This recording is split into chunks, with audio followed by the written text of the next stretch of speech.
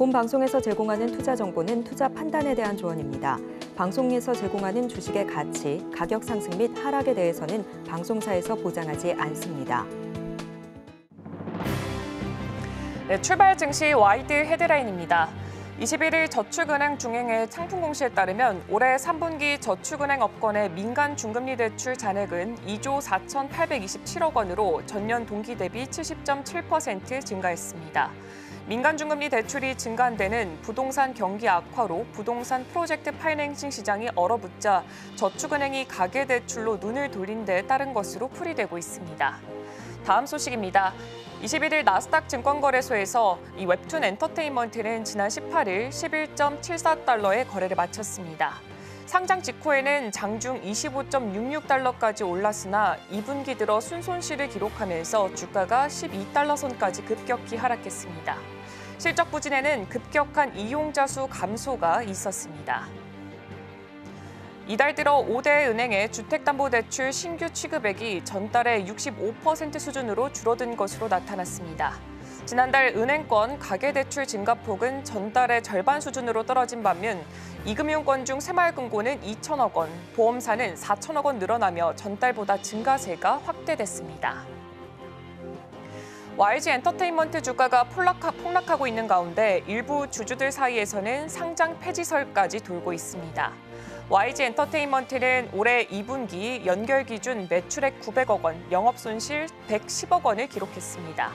실적 부진이 날로 악화되는 데다가 배당까지 제대로 이뤄지지 않고 있고 이렇다 할 주가 부양책도 없어서 주주들의 불만은 날로 거세지고 있습니다. 네, 성공 투자를 향한 힘찬 첫걸음 매일 아침 증시와이드가 함께합니다. 안녕하세요. 진행을 맡은 오은비입니다.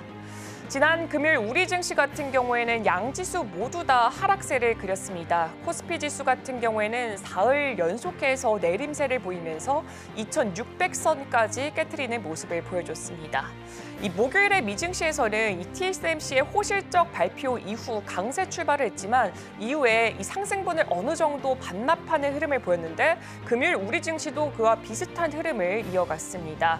이 코스피 시장에서는 시가총액 상위 종목들은 대부분 또 내림세를 보여줬고요. 특히나 이 호실적 발표에도 불구하고 이 반도체 투톱인 삼성전자 그리고 SK하이닉스도 마찬가지로 낙폭을 그려냈습니다. 코스닥 시가총액 상위 종목 중에서는 알테오제 혼자 상승을 했고요. 제약바이오라던가 미디어 콘텐츠 관련된 이 몇몇 업종들만이 또 상승폭을 그려냈습니다. 한편 금요일 미증시 3대 지수는 상승 마감했습니다. S&P 500, 다우지수는 다시 한 번 더 상승세를 더 높게 그려내는 모습을 보여줬고요. 뉴욕 증시는 6주 연속 상승세를 이어갔습니다. 잠시 후 이슈와이드를 통해서 글로벌 경제 동향 더불어서 실적까지 함께 이야기해 보도록 하겠습니다. 그렇다면 오늘 출발 증시 와이드에서는 과연 어떤 소식들이 준비가 되어 있는지 화면을 통해서 확인해 보도록 하겠습니다. 오늘도 국내외 정말 다양한 소식들이 준비가 되어 있습니다. 김시은 팀장의 이슈와이드를 통해서는요, 글로벌 이슈에 따른 섹터별 대응 전략에 대해서 알아볼 수가 있고요. 톡톡한 경제에서는 엔비디아에 대해서 자세히 다뤄보려고 합니다. 그리고 개장전 리포트에서는 제약바이오 춘추 전국시대라는 이름으로 리포트를 준비했습니다. 그렇다면 주말 동안 글로벌 시장에서는 어떤 일들이 있었는지 김영민 캐스터가 준비했습니다.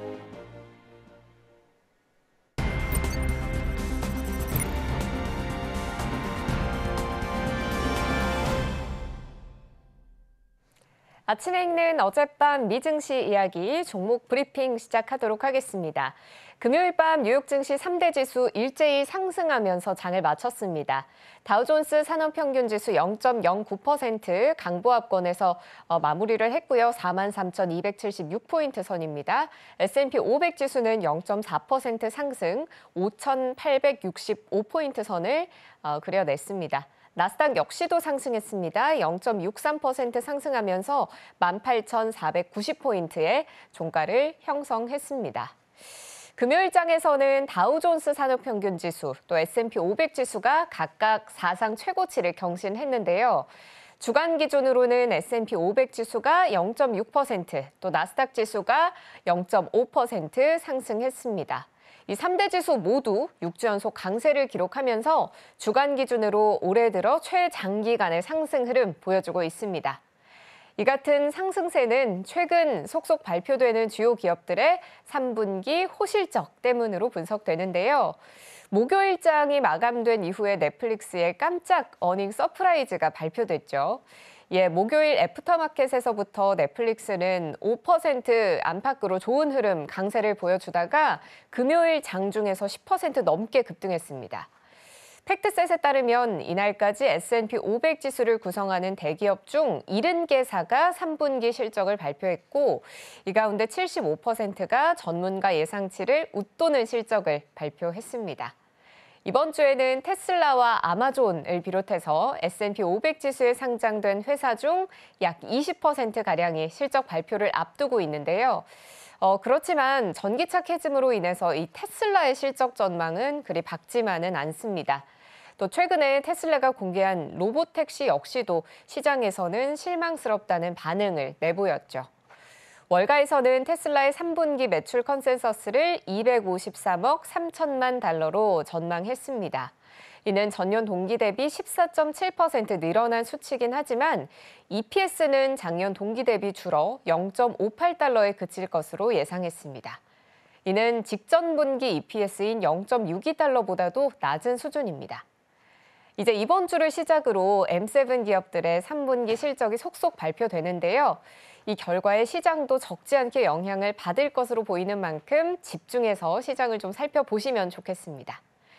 미 10년물 국채금리는 0.32% 하락하며 마감했습니다.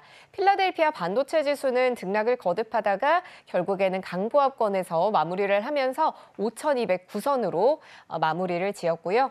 WTI는 1.78% 하락하며 배럴당 68.84달러에 마무리가 되었습니다. 개별 종목들 위주로 살펴보겠습니다. 먼저 M7 종목들 살펴보면 오른 종목들이 더 많았는데요. 먼저 애플입니다. 1.23% 상승하면서 M7 종목들 중에 가장 큰 폭의 상승폭 기록했습니다. 호재가 있었기 때문으로 분석이 되는데 아이폰 16 시리즈의 중국 시장 판매량이 크게 늘어나고 있다라는 소식이 전해지면서 주가에 좋은 흐름이 보였습니다. 아이폰 16 시리즈는 지난 9월에 출시된 이후에 3주간 중국 판매량이 작년 같은 기간 대비 20% 증가한 것으로 전해지는데요. 특히 상위 라인업이죠. 아이폰 16 프로, 프로 맥스의 판매량은 지난해보다 44% 늘었습니다. 지난해 아이폰이 중국 정부의 아이폰 사용 금지, 또 중국의 최대 통신 장비 기업인 화웨이의 돌풍으로 고전을 면치 못한 것과는 상당히 다른 양상을 보이고 있습니다. 블룸버그 인텔리전스는 중국에서 아이폰 16 판매량 급증은 이 사치품에 대한 지출이 둔화한 상황에서 예상치 못한 일이라고 의외라는 평가를 내놨습니다. 애플 인텔리전스도 이제 본격적으로 출시되는 상황이라 애플이 시가총액 4조 달러를 돌파할 수 있을지에도 관심이 쏠리고 있습니다. 종가는 235달러 선에 마무리가 되었습니다. 마이크로소프트 역시도 소폭 상승하면서 418달러 선에 마무리를 지었고요. 엔비디아는 0.78% 상승, 알파벳은 0.3% 상승하며 금요일장을 마쳤습니다. 아마존 이번 주에 실적 발표를 앞두고 있는데요. 역시 올랐습니다. 0.78% 상승하며 188.99달러의 종가를 형성했습니다. 다만 메타와 브로드컴은 빠지는 모습이었는데요. 메타 플랫폼스는 최근 한 달 사이 주가가 7% 이상 상승한 만큼 금요일장에서는 조금 쉬어가는 모습 보였습니다. 브로드컴 반도체주지만 조금 빠지면서 179달러 선에 장을 마쳤습니다. 이어서 투데이 하스탁입니다. 먼저 넷플릭스 살펴보겠습니다. 11.09%나 상승하는 모습이었는데요. 목요일장 마감 이후 3분기 호실적을 발표한 넷플릭스의 주가는 763.89달러였습니다. 2002년 상장된 이래 최고가인데요. 장 마감 전에는 766.28달러까지 오르며 52주 신고가도 새로 썼습니다. 시가총액은 3,248달러를 기록했습니다. 넷플릭스의 3분기 실적은 모두 시장의 예상치를 훌쩍 뛰어넘었는데요. 3분기 가입자 수는 전분기보다 507만 명 늘어난 2억 8,272만 명으로 시장 예상치인 2억 8,215만 명을 소폭 웃돌았고요. 주당 순이익은 5.4달러, 매출 98억 3천만 달러를 기록했습니다. 매출은 작년 동기보다 15% 증가했고 영업이익률은 29.6%로 1년 전보다 7.2%포인트 높아졌습니다. 광고요금제 가입자 수가 이전 분기보다 35%나 늘어나며 호실적을 견인하는 모습이었습니다. 넷플릭스는 올해 4분기 매출을 1년 전보다 14.7% 증가한 101억 3천만 달러로 또 EPS는 4.23달러가 될 것으로 전망했는데요. 또 내년 매출은 올해 연간 전망치 대비 11에서 13% 상승한 430억에서 440억 달러를 제시하면서 낙관적인 미래를 전망했습니다.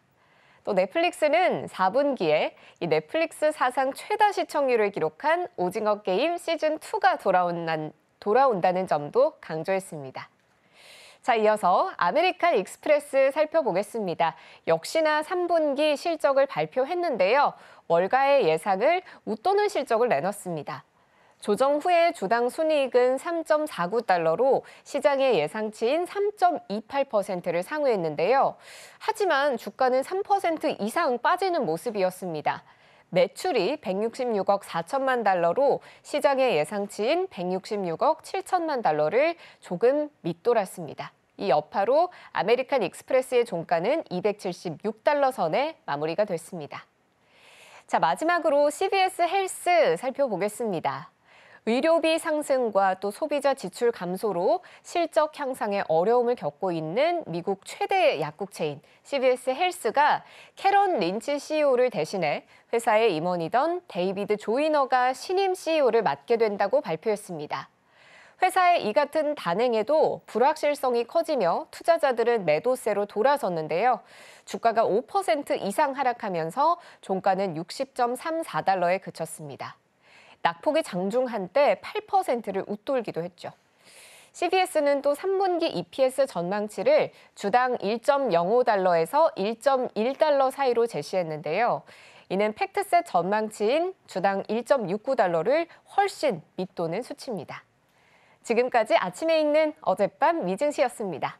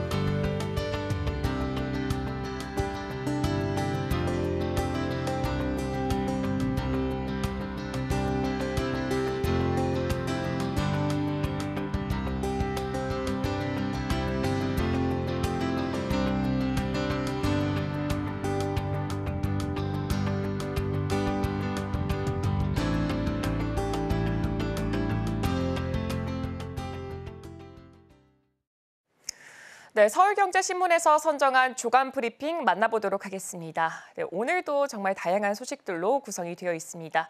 첫 번째 소식부터 함께 확인해 보겠습니다. 네, 첫 번째 소식은 업비트 작은 편중 뱅크런 우려, 당국 입김에 결국에 발목을 잡혔다. 최근에 IPO 시장에서 가장 대두됐던 종목 중에 하나가 바로 K뱅크입니다. K뱅크 관련된 소식으로 준비를 해봤습니다.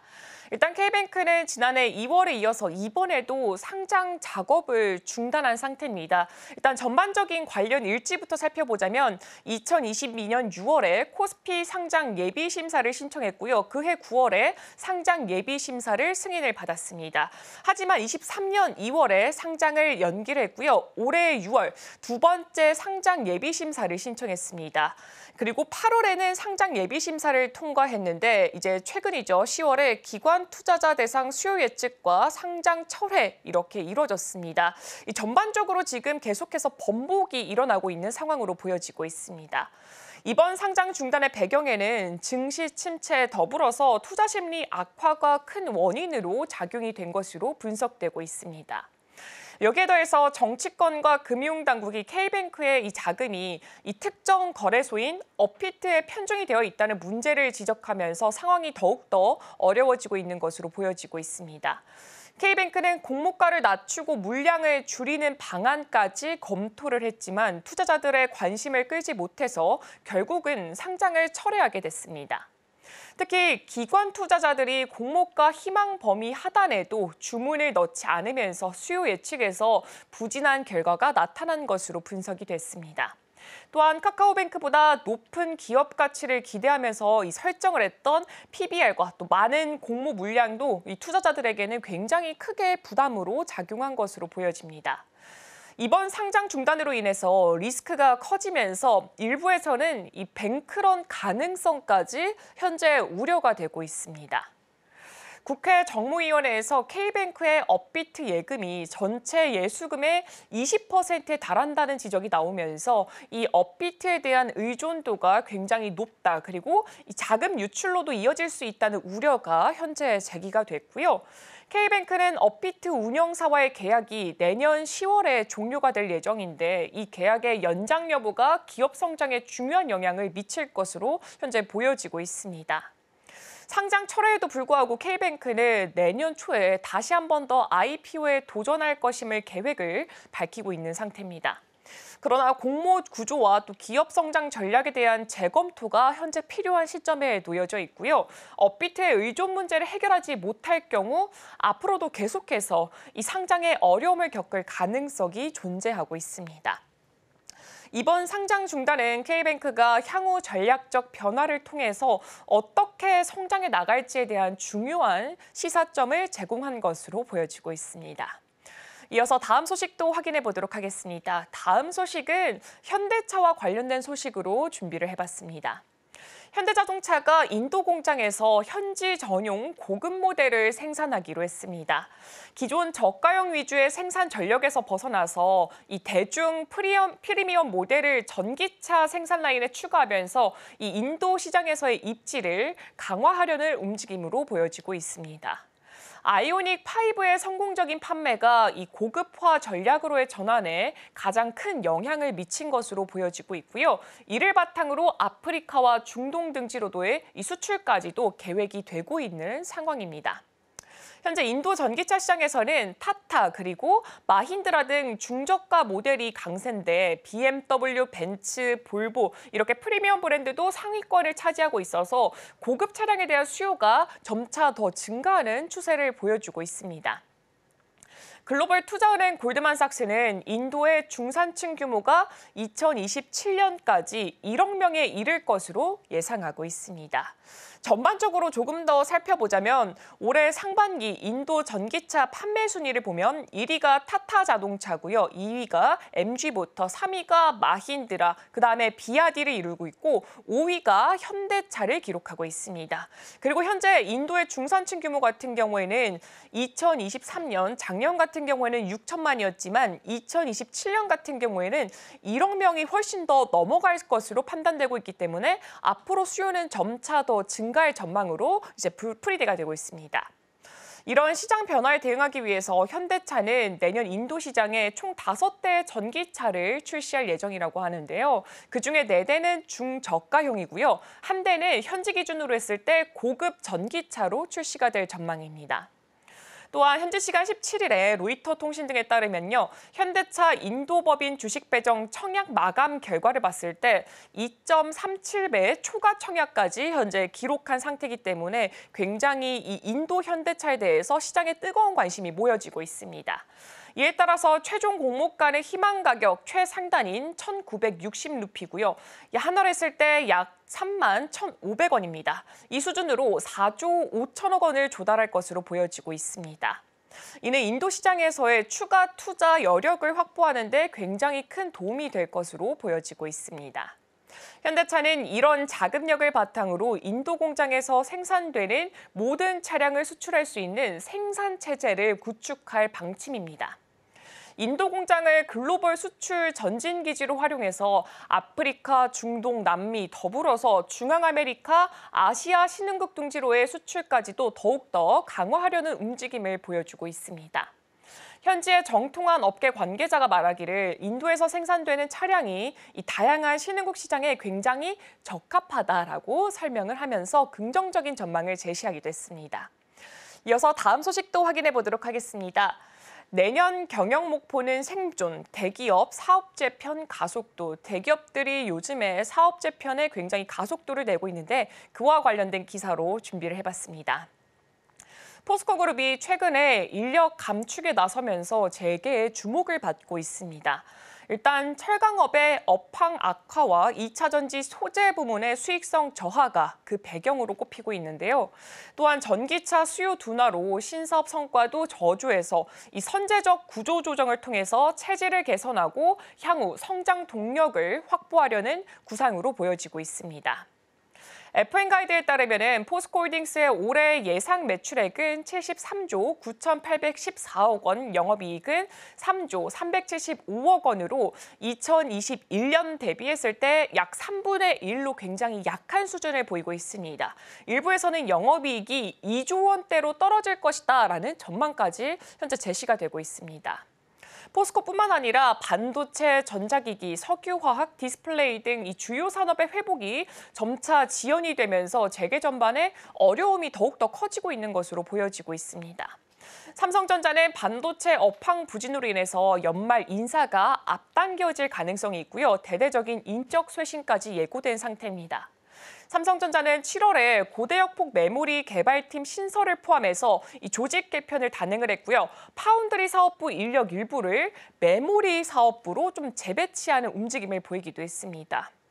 또한 비용 절감 차원에서 임원 출장 시 비즈니스 대신에 이코노미석을 이용하는 등 조치를 현재 시행하고 있습니다. LG그룹도 이달 말부터 계열사별 사업 보고회를 진행을 하고요. 11월 말에서 12월 초 사이에 조직 개편과 임원 인사를 단행할 예정입니다. LG전자는 출장비, 접대비, 회의비 등을 기존 예산의 80%로 줄이는 비용 절감 작업을 현재 진행하고 있습니다. SK온은 창사 이래 처음으로 희망퇴직 절차를 진행하고 있고요. 더불어서 KT는 자회사 설립 후 관련 인력을 재배치하는 과정에서 특별 희망퇴직을 현재 접수하고 있는 상태입니다. 이와 같이 기업들이 각종 비용을 최소화하면서 허리띠를 졸라매고 있는데요. 여기에 더불어 LS그룹은 출장 경비를 줄이기 위해서 사장급 이상의 비즈니스석, 그 임원은 이코노미석을 이용하도록 권장하고 있는 상태입니다. 그리고 SK그룹도 임원의 법인카드 한도를 축소를 하고 골프 회원권을 회수하는 등 이 비용 절감을 점차 더 강하게 이어가고 있습니다. 재계의 한 관계자는 이런 비용 절감 움직임이 내년뿐만 아니라 이후에도 계속될 것이라고 전망을 한 상태입니다. 다음 소식도 살펴보겠습니다. 오늘 발표될 예정인 이 중국에 대해서 대출금리 관련된 이슈로 준비를 해봤습니다. 중국이 시장 예상치를 다소 웃도는 3분기 국내 총생산 성장률을 발표했지만 경기 둔화 흐름에서 완전히 벗어나지는 못하는 상태를 보여줬습니다. 18일 중국 국가통계국에 따르면 중국의 3분기 GDP는 전년 동기 대비 4.6% 증가해서 이 로이터 그리고 블룸버그가 예상한 4.5%를 약간 상회하는 수치를 보여줬습니다. 일부에서는 4% 초반까지 떨어질 것으로 봤던 만큼 이 기대 이상의 결과로 평가가 되고 있지만 경기 회복의 신호로 보기에는 여전히 부족한 상황이라고 평가가 되고 있습니다. 부동산 시장 침체와 소비 부진이 지속이 되면서 연간 목표 성장률인 5% 달성에도 적신호가 켜졌다라는 지적도 같이 나오고 있는 상태입니다.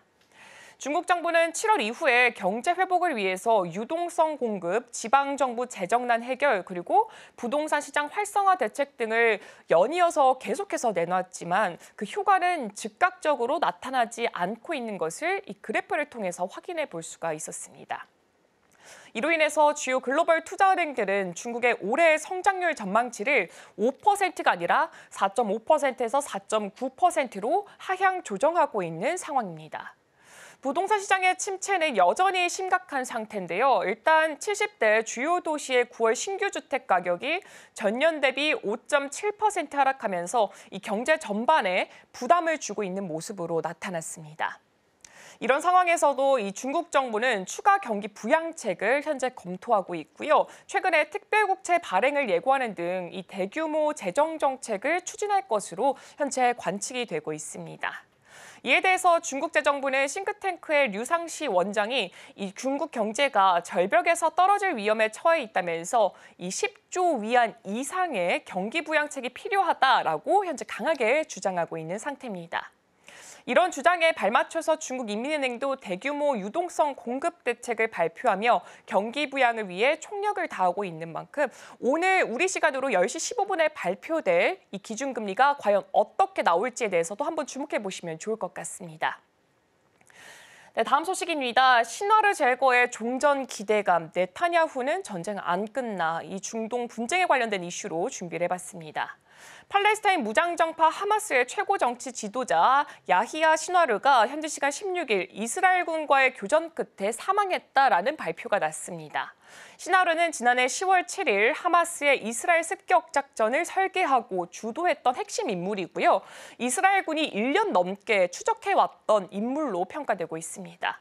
그의 사망으로 전면전 상태에 들어섰던 중동 분쟁이 이 종전을 향한 중대한 분수령을 맞이하게 됐다라는 평가가 현재 나오고 있는 상황입니다. 이스라엘군은 17일 성명을 통해서 가자 지구 남부에서 이 작전 중에 테러리스트 3명을 사살했고 시신의 유전자 정보 검사를 통해서 하마스의 지도자 시나르의 사망을 확인했다라고 밝힌 상태입니다. 이스라엘 외무장관은 이번 작전을 이슬람 극단주의에 맞선 자유세계 승리라고 자축을 하기도 했습니다. 하마스도 이 시나르의 사망을 공식적으로 인정을 한 상태고요. 이스라엘 인질들은 이 가자 지구에 대한 공격이 중단이 되고 또 이스라엘군이 철수를 할 때까지 풀려나지 않을 것이다라면서 경고를 현재 한 상태입니다. 시나르의 사망으로 하마스의 조직 운영과 통치 능력에 상당한 타격이 현재 예상이 되고 있는 상황이고요. 이로 인해서 전쟁이 종식될 가능성도 현재 거론이 되고 있습니다. 이스라엘군은 올해 초 하마스의 서열 3위와 군사 최고사령관을 차례로 사살을 하면서 하마스의 지도부에 굉장히 큰 타격을 입힌 상태입니다. 이스라엘 총리는 이번 시나르 사망이 가자 전쟁의 끝의 시작이라면서 하마스가 무기를 내려놓고 인질을 석방한다면 전쟁은 곧 끝날 수가 있다라고 밝힌 상태입니다. 다만 이란과 레바논의 헤즈볼라 등 친이란 무장 세력들이 여전히 강경 대응을 시사하고 있어서 조기 종전까지는 기대하기는 현재 이른 상황으로 풀이가 되고 있습니다. 네, 이렇게 오늘 제가 준비한 소식은 여기까지입니다. 이어서 이슈와이드를 통해서 오늘 우리 증시에 대해서 전반적인 흐름까지 살펴보도록 하겠습니다.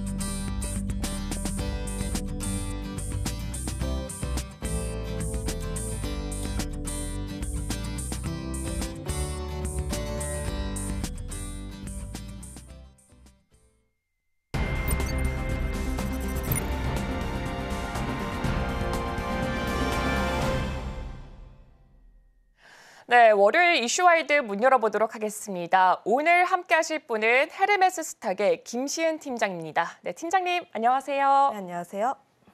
네, 일단은 전반적인 증시 흐름부터 얘기해 보면 좋을 것 같은데요. 일단 금요일에 미국 증시는 굉장히 강한 모습을 보여줬는데 금요일에 우리 증시 같은 경우는 굉장히 또 약한 모습을 보여줬습니다. 좀 살펴봤더니 아무래도 실적 발표라던가 이렇게 뚜렷한 호재가 존재하지 않아서 그랬다라는 말이 나오고 있는데 이게 무섭게 이번 주에 실적 발표가 정말 대거로 지금 대기를 하고 있는 상황입니다. 우리나라도 그렇고 미국 증시도 그렇고 굉장히 많이 많이 시선이 쏠리고 있는 상황인데 여기서 어떤 기업들을 좀 주목해보면 좋을지 또 대응 전략은 어떻게 잡아야 될까요? 일단 기업들의 실적 발표가 나오고 그리고 시장에 대한 반응이 가장 중요하지 않을까라는 생각을 가지고 있는데 앞서서 이야기를 했다시피 미국 증시는 지금 사상 최고치입니다. 그런데 우리 증시 같은 경우에는 그에 따라가지 못하는 상황들, 특히 다른 나라들 대비했을 때 거의 꼴등 수준으로 좀 못 따라가고 있다라 보시면 좋을 것 같아요. 그에 대한 두 가지 이유가 있는데 첫 번째는 기업들의 실적, 특히 우리나라 기업들의 실적이 점점 하향이 되고 있다는 겁니다. 두 번째 같은 경우에는 밸류업 지수에 대한 기대감으로 인해서 연초에 외국인들의 매수세가 굉장히 강하게 들어왔는데 그런데 지금 같은 구간에서 밸류업 지수 좀 사실 기대감이 많이 꺾인 상황이라 보시면 좋을 것 같아서 결국 이번 주 기업들의 실적 발표가 예고가 되어 있는데 이 두 가지 모습들을 어떻게 확인하는지가 가장 중요한 포인트가 되지 않을까라는 생각입니다. 우선 미국 증시를 보게 되었을 때 이번 주에 가장 중요한 게 테슬라와 GM 쪽의 실적 발표라고 보시면 좋을 것 같고 테슬라 같은 경우에는 아무래도 2차 전지와 관련했을 때 인도량이라든지 지금 바닥을 딛고 다시 한번 올라갈 수 있을지에 대한 여부들, 특히 현재 트럼프 관련 종목군들의 강세 흐름들이 계속해서 이어지고 있어서 지금 2차 전지 관련 종목군들의 약세 흐름들이 계속 나와주고 있는데 결국 이런 흐름들을 테슬라의 실적이 뒤엎을 수 있을 것인가가 가장 중요한 포인트가 되지 않을까라는 생각이 들고 있고요. 그다음에 아마존 역시도 실적 발표와 그리고 가이던스가 가장 중요한데 결국 가장 중요한 것은 AI에 대한 캐펙스 투자가 계속해서 이어질지에 대한 여부입니다. 물론 지금 굉장히 다양한 빅테크들이 실적 발표를 하고 가이던스를 내비치면서 AI에 대한 수요는 굉장히 견조하고 관련했을 때의 수요는 계속해서 나올 수밖에 없다. 특히 AI 산업 같은 경우에는 현재 초기 단계이다라고 말을 한 만큼 관련했을 때 아마존 역시도 비슷한 기조를 이어갈 수 있을 것인지 여부가 특히 우리나라 반도체라든지 AI 쪽에 대한 투심을 다시 한번 또 자극할 수 있는 계기가 되지 않을까라는 생각을 들고 있어서 미국 증시에서는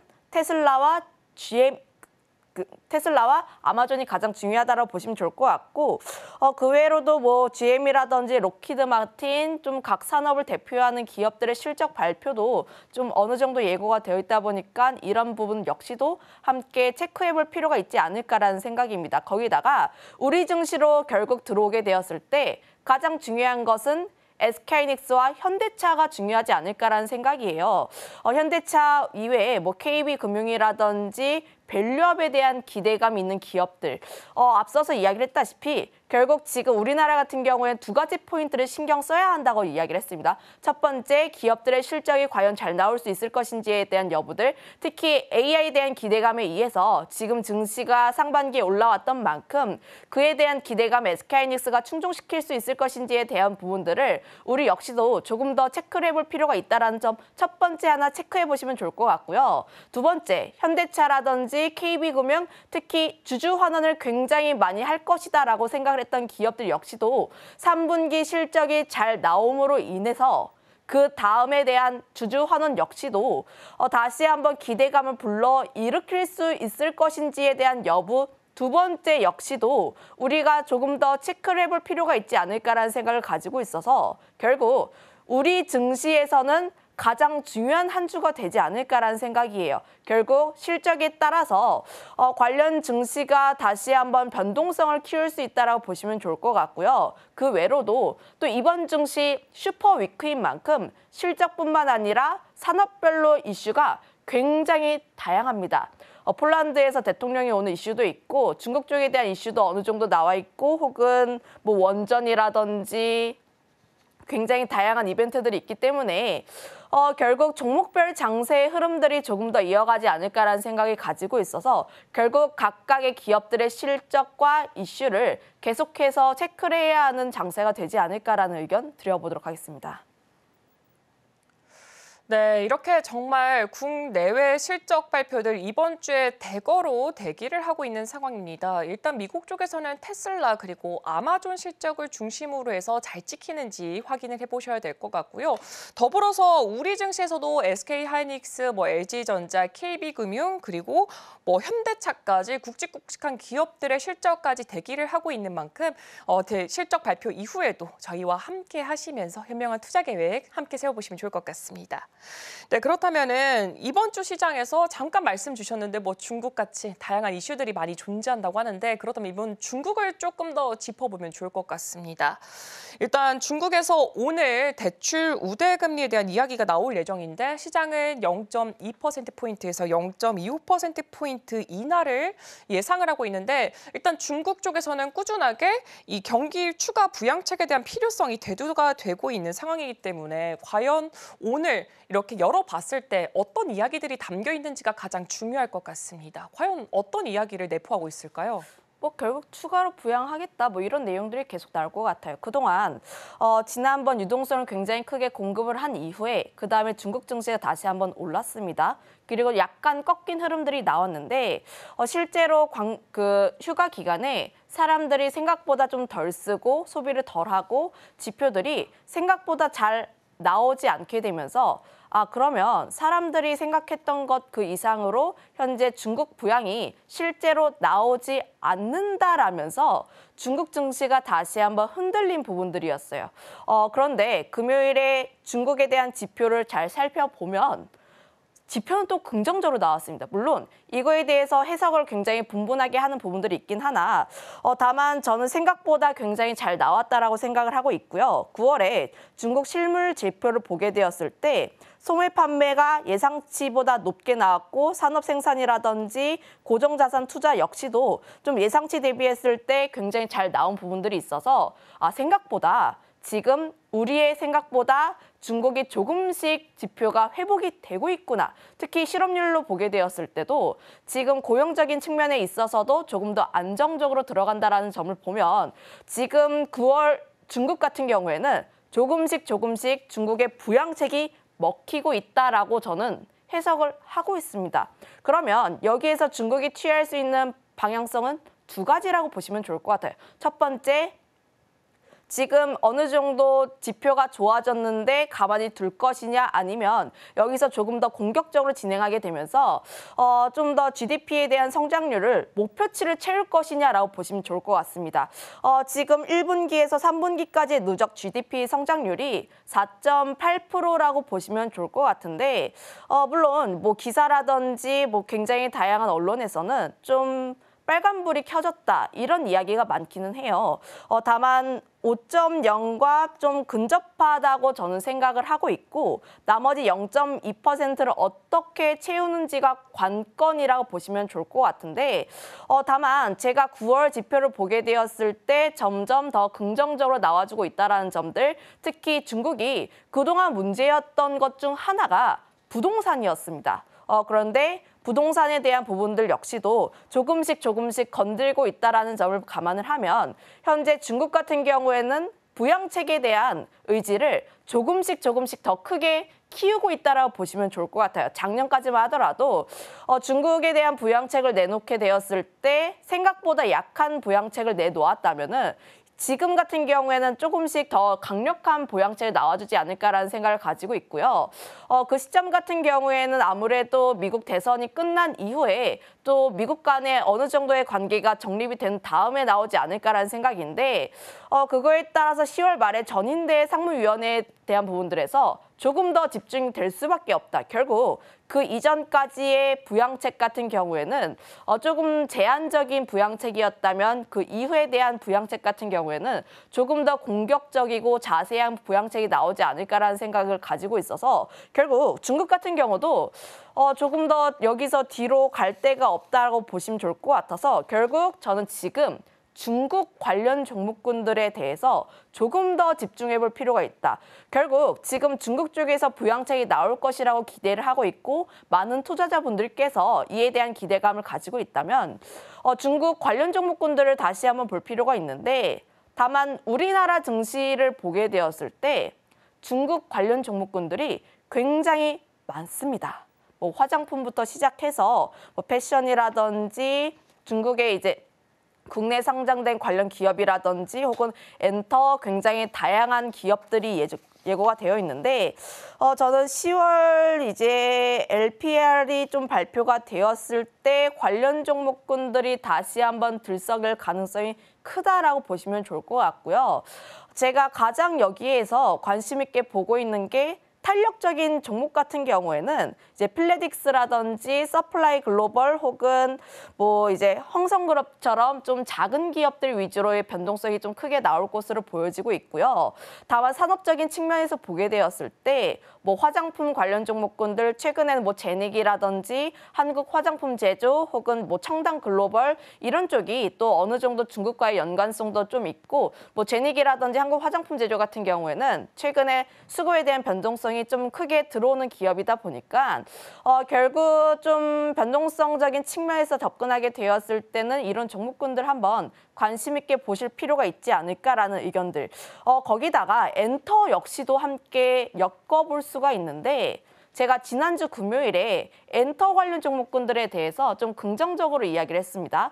콘텐츠 관련 종목군들을 볼 거면 엔터를 보는 게 나을 것 같다. 그런데 엔터에서 가장 중요한 게 또 중국 쪽이라고 보시면 좋을 것 같아요. 지난해 4분기에 엔터가 하락했던 가장 큰 요인 중 하나가 첫 번째, 중국 쪽에서의 앨범 판매량이 굉장히 많이 꺾이기 시작하면서 하락세를 야기했다라고 보시면 좋을 것 같습니다. 그리고 이번 연도에 바닥권에서 엔터가 다시 한번 상승하게 된 계기도 중국에 대한 부양책이 나오기 시작하면서 바닥 딛고 다시 한번 올라왔던 흐름들이 나와주고 있기 때문에 저는 엔터를 결국 계속해서 봐야 할 필요가 있다. 물론 산업적인 측면에서 보면 결국 기저효과로 인해서 4분기에 대한 실적 다시 한번 기대될 수밖에 없고 내년도 뭐 BTS라든지 블랙핑크 완전체에 대한 기대감도 있긴 한데 다만 그 주말에 혹시 그 로제 씨 아파트 노래 들어보셨나요? 들으면서 왔어요, 저는. 너무 중독성 있는 거예요. 수능 금지곡으로 해야 될 정도로 굉장히 중독성이 있는데 사실 뭐 제가 주말 사이에 뭐 쇼츠라든지 제가 번화가 이런 데를 많이 돌아다녔는데 보면은 아파트 노래가 굉장히 많이 나옵니다. 그런데 브루노 마스랑 또 이제 듀엣곡을 하다 보니까 로제가 신곡을 냈는데 노래가 너무 좋네 하면서 다시 한번 엔터 쪽에 대한 기대감 역시도 다시 한번 살아날 수 있지 않을까라는 생각을 가지고 있고요. 그거에 따라서 뭐 엔터 관련했을 때 그 아파트 관련 종목으로 이제 YG 플러스가 유통 담당하고 있어서 관련 종목군이 좀 변동성이 클 수 있긴 하나 다만 이 종목군 같은 경우에는 변동성이 큰 만큼 저는 매매하기는 굉장히 어려운 종목이지 않을까라는 생각을 가지고 있고요. 그 외로 좀 관련 있는 기업이 디어유라는 기업이 조금 더 관심 있게 봐야 할 필요가 있지 않을까. 디어유 같은 기업이 버블이라고 뭐 내가 팬과 아티스트들 간에 뭔가 이제 카톡을 하는 듯한 그런 서비스라고 보시면 좋을 것 같은데 굉장히 좋아하시네요. 해봤어요. 누구 좋아하시나요? 너무 많아요, 저는. 뭐 이제 좋아하면은 이제 네. 팬심으로 인해서 또 이제 그런 구독 형식이라 보시면 좋을 것 같아요. 그거에 따라서 지금 뭐 디어유 관련했을 때 최근 차트에 대한 흐름들이라든지 특히 미국 쪽에 어느 정도 진출을 이제 막 시작하려는 부분들이 있어서 현재 국내 시장만 어느 정도 제한이 되었다면 결국 지금 미국이라든지 일본 쪽에 대해서 시장이 또 다변화가 될 것으로 보여지고 있어서 저는 지금 엔터 쪽에서 관심 있게 본다면 디어유라는 기업이 조금 더 낫지 않을까라는 의견도 한번 덧붙여 보도록 하겠습니다. 네, 일단 오늘 오전 10시 15분에 중국의 이 대출 우대금리가 발표가 될 예정입니다. 추가 경기 부양책이 과연 어떻게 담겨 있는지 이 내용에 한번 중점 잡아보시면 좋을 것 같고요. 더불어서 여기에 우리 기업들 수혜받는 종목들 꽤나 많이 자리하고 있습니다. 화장품을 더불어서 엔터까지도 수혜주로 자리를 하고 있는 만큼 이 엔터주의 흐름 그 속에서도 디어유 이 종목 관련돼서 어떻게 과연 주가가 움직일지도 함께 체크해 보시면 좋을 것 같습니다. 네, 이제는 국내 증시로 한번 시선을 돌려보면 좋을 것 같습니다. 오늘 이벤트가 또 하나 더 있는데요. 삼성전자에서 이벤트가 또 있습니다. 지금 갤럭시 Z 폴드 SE 이 모델을 공개할 예정인데 그동안 삼성전자 같은 경우에는 사실 주가 분위기 자체가 굉장히 좋지 못한 상황이었는데 이 폴드라는 게 굉장히 시선을 많이 모으고 있잖아요. 그런 만큼 이게 좀 전환점이 될 수 있을지가 궁금합니다. 전환점은 안 될 것 같아요. 안 될 것 같아요. 네. 전환점은 안 될 것 같습니다. 일단 기대감을 모으고 있기는 한데 다만 과연 실제로 출시를 한다고 해서 중국을 따돌릴 수 있을 것인가 혹은 애플을 따돌릴 수 있을 것인가를 생각을 해봐야 하는데 지금 애플 주가 어떻죠? 계속 올라갑니다. 특히 그동안 아이폰 관련했을 때 중국 쪽에서의 성장률이 조금씩 둔화가 되었더라면 지금 아이폰 16 같은 경우에는 중국 쪽에서의 초기 판매량이 굉장히 잘 나와주고 있다는 점을 감안을 했을 때 현재 삼성전자가 애플을 따돌릴 수 있을 것인가에 대한 의문점이 첫 번째가 있고요. 두 번째 같은 경우는 이번에 갑작스럽게 한 신제품 낸 지 3개월 만에 다시 한번 또 신제품을 낸 겁니다. 그 이유가 중국을 또 이제 중국이 폴더블이라든지 이런 쪽에서 계속해서 추격을 하고 있으니까 삼성전자 약간의 위기의식을 느끼면서 신제품을 내놓았는데 가격대가 270만 원대로 예상하고 있어요. 그러면 굉장히 고가의 프리미엄 폰인데 결국 지금 출시가 예정되어 있는 국가가 우리나라와 중국밖에 없다라고 알고 있습니다.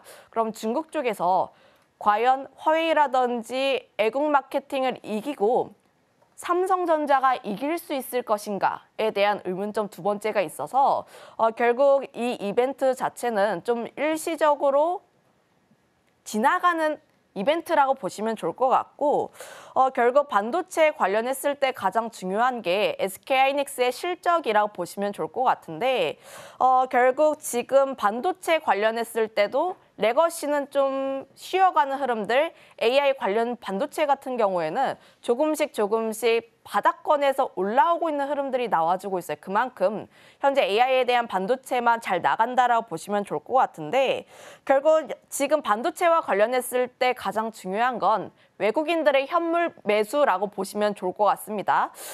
지금 AI 반도체에 대해서는 굉장히 긍정적인 내용들이 계속해서 나와주고 있는 상황이라 보시면 좋을 것 같아서 결국 지금 우리나라 반도체가 가지 못하고 있는 이유는 우리나라 반도체가 매력이 좀 떨어지기 때문이라고 해석을 해볼 수가 있어요. 그러면 외국인들의 현물이 언제 진정이 되는지가 가장 중요한데 SK하이닉스만 매수라는 건 의미가 없다고 봅니다. 결국 SK하이닉스의 실적이 잘 나오고 그로 인해서 외국인의 현물이 증시 자체에 굉장히 많이 들어와야 하는데 가장 중요한 것은 삼성전자로의 유입이 중요하다라는 거예요.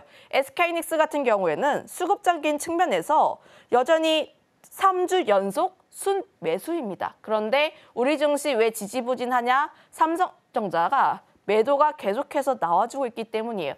지난주 같은 경우도 보면 외국인이 약 반도체를 중심으로 했을 때 1조 2천억 원 정도의 매도세가 나왔는데 그중에서 한 70에서 80%가 삼성전자를 매도한 거였습니다. 그만큼 현재 삼성전자 쪽에 대한 투심이 다시 한번 돌아오지 않는다라면은 지금 반도체에 관련했을 때 센티 좋고 혹은 뭐 펀더 좋은데 좀 바로 움직이기에는 다소 무리가 있지 않을까라는 생각을 가지고 있어서 결국 가장 중요한 것은 현물의 유입이다라고 보시면 좋을 것 같아서 지금은 조금 더 기다려볼 필요가 있지 않을까라는 의견을 드려보도록 하겠습니다. 일단 삼성전자에서 나오는 갤럭시 Z 폴드 SE 자체는 좀 일회성 이슈로 작용이 될 가능성이 크게 보여지고 있고요.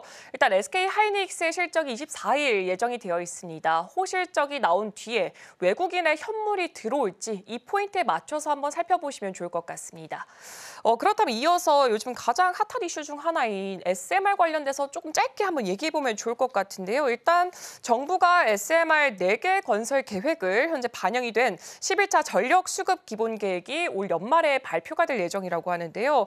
정부에서는 차세대 성장 동력이다 이렇게 기대감을 굉장히 크게 심어주고 있는 상황인데 글로벌 빅테크 기업들도 마찬가지로 투자를 강하게 이어가고 있고 그렇다면은 상승 랠리 계속 이어갈 수가 있을까요?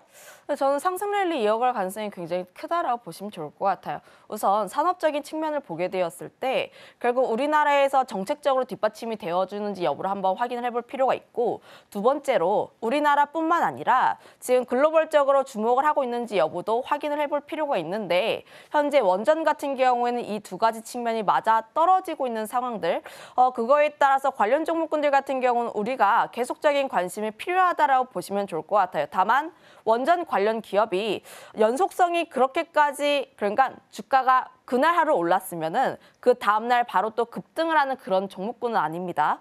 그거에 따라서 원전주를 투자를 하실 때는 두산 에너빌리티를 제외를 하고는 좀 눌림이 나왔을 때 매수를 하시고 그다음에 급등이 나왔을 때 어느 정도의 비중 조절을 하는 전략이 조금 더 유효하다라고 보여지고 있기는 하나 이번 주에 폴란드 대통령이 한국에 방문을 할 예정이고 관련했을 때 방산이라든지 원전 관련했을 때 또 논의가 될 예정이에요. 특히 우리나라 증시에 있어서 이벤트가 예정이 되어 있다면 기대감이 관련 종목군으로 한번 몰릴 가능성이 높기 때문에 조금 더 관심 있게 볼 필요가 있지 않을까. 그중에서 BHI라는 종목이 SMR 관련했을 때 좀 대장에 대한 역할, 두산 에너빌리티가 가장 대장이긴 하나 BHI 같은 경우는 탄력적인 모습들을 보여주고 있어서 이 종목 역시도 한번 관심 있게 볼 필요가 있지 않을까라는 의견도 한번 코멘트 드리겠습니다. 네, 원전 관련주에 지속적인 관심이 필요하고 이 안에서도 BHI 쪽에 한번 집중해 보시면 좋을 것 같습니다. 그렇다면 오늘 나눴던 이야기들 다시 한번 더 화면을 통해서 확인해 보겠습니다. 네, 김시은의 이슈와이드에서는 글로벌 이슈에 따른 섹터별 대응 전략에 대해서 살펴봤습니다. S&P 500 구성기업 20%가 이번 주에 실적 발표를 대기하고 있는 상황입니다. 중국의 LPR 발표 이후 우리 증시 중 화장품, 패션, 그리고 비철금속과 같은 중국 관련주들에도 주목해 보시면 좋을 것 같고요. 또 SK 호실적 발표 이후에 외국인의 현물 유입까지도 함께 체크해 보시면 좋을 것 같습니다.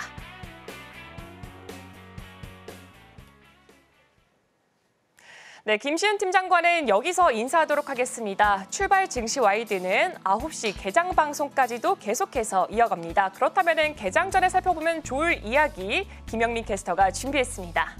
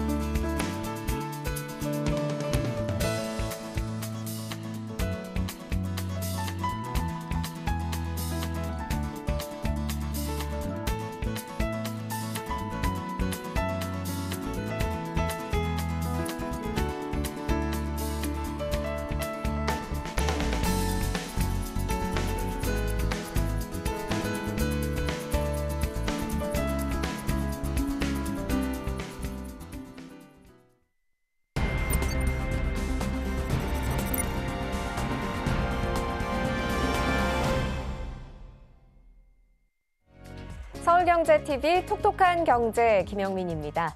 투자자들이 지금 가장 궁금해할 이슈를 찾아 그 내용에 대해 파고들어 볼 텐데요. 오늘 준비한 소식들 화면으로 바로 만나보시죠. 다양한 키워드 속 오늘은 엔비디아 살펴보겠습니다. 엔비디아는 1993년에 설립된 미국 기업으로 캘리포니아주 산타클라라에 본사를 두고 델라웨어에 법인을 두고 있습니다. 데이터 사이언스 및 고성능 컴퓨팅을 위한 그래픽 처리 장치인 GPU, 애플리케이션 프로그래밍 인터페이스, 모바일 컴퓨팅 및 자동차용 SoC 설계 및 공급을 하는 소프트웨어 및 팹리스 회사입니다. 특히 GPU 분야에서 세계를 선도하고 있고 또 최근 들어서는 AI 분야와 딥러닝 분야에서 큰 도약을 이루며 세계에서 가장 핫한 기업 중 하나로 떠오르고 있습니다. 현재 미국 시가총액 2위 기업으로 시총 규모는 3조 3,851억 달러에 달합니다. 엔비디아는 현 CEO인 젠슨 황과 프리엠 커티스, 크리스 말라콥스키가 창립했는데요. 초창기에 엔비디아는 여러 우여곡절을 겪기도 합니다. 초기엔 그래픽카드 시장에 집중해서 NV1을 출시했는데 시장에 외면을 받죠. 하지만 리바 118, 리바 TNT 등을 출시하며 점차 그래픽카드 시장에서의 입지를 굳혀나갑니다. 그러다 엔비디아는 1999년 최초의 그래픽 처리 장치인 GPU를 개발합니다. 바로 지포스 256인데요. 엔비디아의 GPU는 복잡한 그래픽을 빠르게 처리할 수 있어서 게이밍, 영상 제작, 과학 시뮬레이션 등의 분야에서 필수적인 장치로 자리 잡게 됐습니다. 특히 부드럽고 사실적인 그래픽을 구현해야 하는 게임 산업에서 이 지포스 시리즈는 최고의 성능을 제공했죠. 2010년대 중반부터 엔비디아는 GPU를 인공지능과 딥러닝에 적용하기 시작했습니다. 엔비디아의 GPU는 AI 모델 학습에서 매우 중요한 역할을 하는데 이는 대량의 데이터를 동시에 처리해야 하는 딥러닝 알고리즘에 이 GPU의 병렬 처리 능력이 필수적이기 때문입니다. 특히 쿠다라는 프로그래밍 플랫폼을 통해 개발자들이 엔비디아의 GPU를 활용해 AI 모델을 효율적으로 훈련할 수 있게 됐습니다. 이를 통해 엔비디아는 딥러닝 그리고 인공지능 시장에서 큰 도약을 이뤄냈습니다. 자율주행차, 헬스케어, 금융 등 다양한 산업 분야에서 엔비디아의 기술이 활용되고 있는데요. AI 열풍 속 엔비디아의 GPU는 AI 반도체 시장에서 핵심 부품으로 활용되며 AI 칩의 절대 강자로 떠오르게 됩니다. H100과 H200 등의 AI 칩에 이어 새로운 AI 칩, 블랙웰도 4분기부터 본격 양산을 앞두고 있는데요. 블랙웰은 2024년 3월 18일 미국에서 열린 연내 개발자 컨퍼런스인 GTC 2024에서 처음 공개되면서 많은 관심을 받았습니다. 블랙웰은 엔비디아가 2022년 출시한 호퍼 아키텍처의 후속 기술인데요. 블랙웰이라는 이름은 게임 이론과 통계학을 전공한 수학자이자 흑인으로는 최초로 미국 국립과학원에 입회한 데이비드 해롤드 블랙웰을 기리기 위해 붙여졌습니다. 젠슨 황 CEO에 따르면 블랙웰은 기존의 H100보다 연산 속도가 2.5배 빨라졌으며 전력대 성능비는 25배 개선됐습니다. 총 2,080억 개의 트랜지스터가 집약돼 있는데 현재 기술로는 하나의 칩에 이렇게 많은 트랜지스터를 넣을 수 없기 때문에 두 개의 GPU를 연결해 하나의 칩처럼 작동하는 방식을 취했습니다. 블랙웰의 수요는 상당한 것으로 전해지는데요. 젠슨 황 CEO는 경영진들과 모건 스탠리 분석가들을 만난 자리에서 블랙웰 공급과 관련해 1년치 분량이 완판됐다는 소식을 전하며 엔비디아의 주가가 급등하기도 했습니다. 엔비디아의 전통적인 고객인 아마존 웹서비스와 구글, 메타, 마이크로소프트, 오라클 등이 향후 1년간 엔비디아가 TSMC를 통해 생산할 수 있는 모든 블랙웰을 사전 주문한 것으로 전해집니다. 그럼 엔비디아를 이끄는 수장, 젠슨 황에 대해서도 알아볼까요? 젠슨 황은 대만계 미국인 전기공학자로 대만 타이난에서 태어났는데요. 그와 그의 가족은 그가 9살 때 미국으로 이민을 갔고 켄터키주를 거쳐 오리건주에 정착합니다. 젠슨은 1984년 오리건 주립대학교에서 전기공학 학사 학위를, 1992년 스탠퍼드 대학교에서 전기공학 석사 학위를 받습니다. 대학을 졸업한 젠슨은 LSI의 이사이자 AMD의 마이크로 프로세서 디자이너로 일하다가 30살에 엔비디아를 공동 창립합니다. 현재는 엔비디아를 미국의 시가총액 2위 기업으로 키워내며 2028년에는 조만장자의 자리에도 오를 것으로 전망되죠. 젠슨 황은 기술적으로 뛰어난 실력을 가졌을 뿐 아니라 경영 능력도 탁월하다는 평가를 받습니다. 그래픽카드 제조에 머물지 않고 딥러닝, 인공지능 등으로 산업을 확장시키며 기업의 가치를 더욱 끌어올렸죠. 그는 또한 자율주행차 분야에서도 큰 관심을 기울였으며 엔비디아의 자율주행 플랫폼인 엔비디아 드라이브라는 세계적으로 인정받는 기술을 만들어냅니다. 젠슨 황은 자율주행차가 미래의 핵심 기술이 될 걸로 보고 엔비디아가 이 분야에서 중요한 역할을 할 수 있도록 이끌었습니다. 엔비디아가 위기에 닥칠 때마다 젠슨은 새로운 산업을 잃고 자신을 희생하며 기업을 성장시켰는데요. 2007년 GPU 기반 병렬 컴퓨팅 플랫폼인 쿠다를 출시한 이듬해에 글로벌 금융위기가 닥쳐오자 그는 직원들에게 보낸 편지에서 자신의 연봉을 1달러로 삭감하겠다고 발표합니다. 그 비용으로 쿠다 시스템을 구축할 인력에 투자하겠다고 했죠. 그의 희생과 헌신의 리더십 덕에 쿠다의 성능은 개발자들 사이에서도 입소문을 탔습니다. 일반 CPU를 사용했을 때보다 쿠다를 사용하면 개발자들은 최대 20배 빠르게 모델을 훈련할 수 있었습니다. 그는 효율적인 경영을 선보이는 걸로도 유명한데요. 불필요한 의사소통 과정이나 의사결정 과정을 과감하게 생략하는 기업 문화를 추구합니다. 습관처럼 매주 진행하는 회의도 없습니다. 젠슨 황은 포춘과의 인터뷰에서 상사는 없다, 프로젝트가 상사다라고 할 만큼 수평적인 조직 문화를 지향합니다. 젠슨은 자신 밑에 있는 직속 부하 직원 50명을 직접 관리한다고 하는데요. 매일 아침 그들의 보고로 하루를 시작하며 회의 때도 문제가 발생하거나 장애물을 발견하면 프로젝트에 대해서 가장 잘하는 사람과 직접 대화를 나눕니다. 그는 직접 보고가 많을수록 위계 질서가 없어진다고 생각한다고 밝혔죠. 한편 그의 패션도 주목받고 있는데요. 그는 항상 가죽 자켓을 입고 등장해 가죽 자켓은 그의 트레이드 마크로 자리 잡았습니다.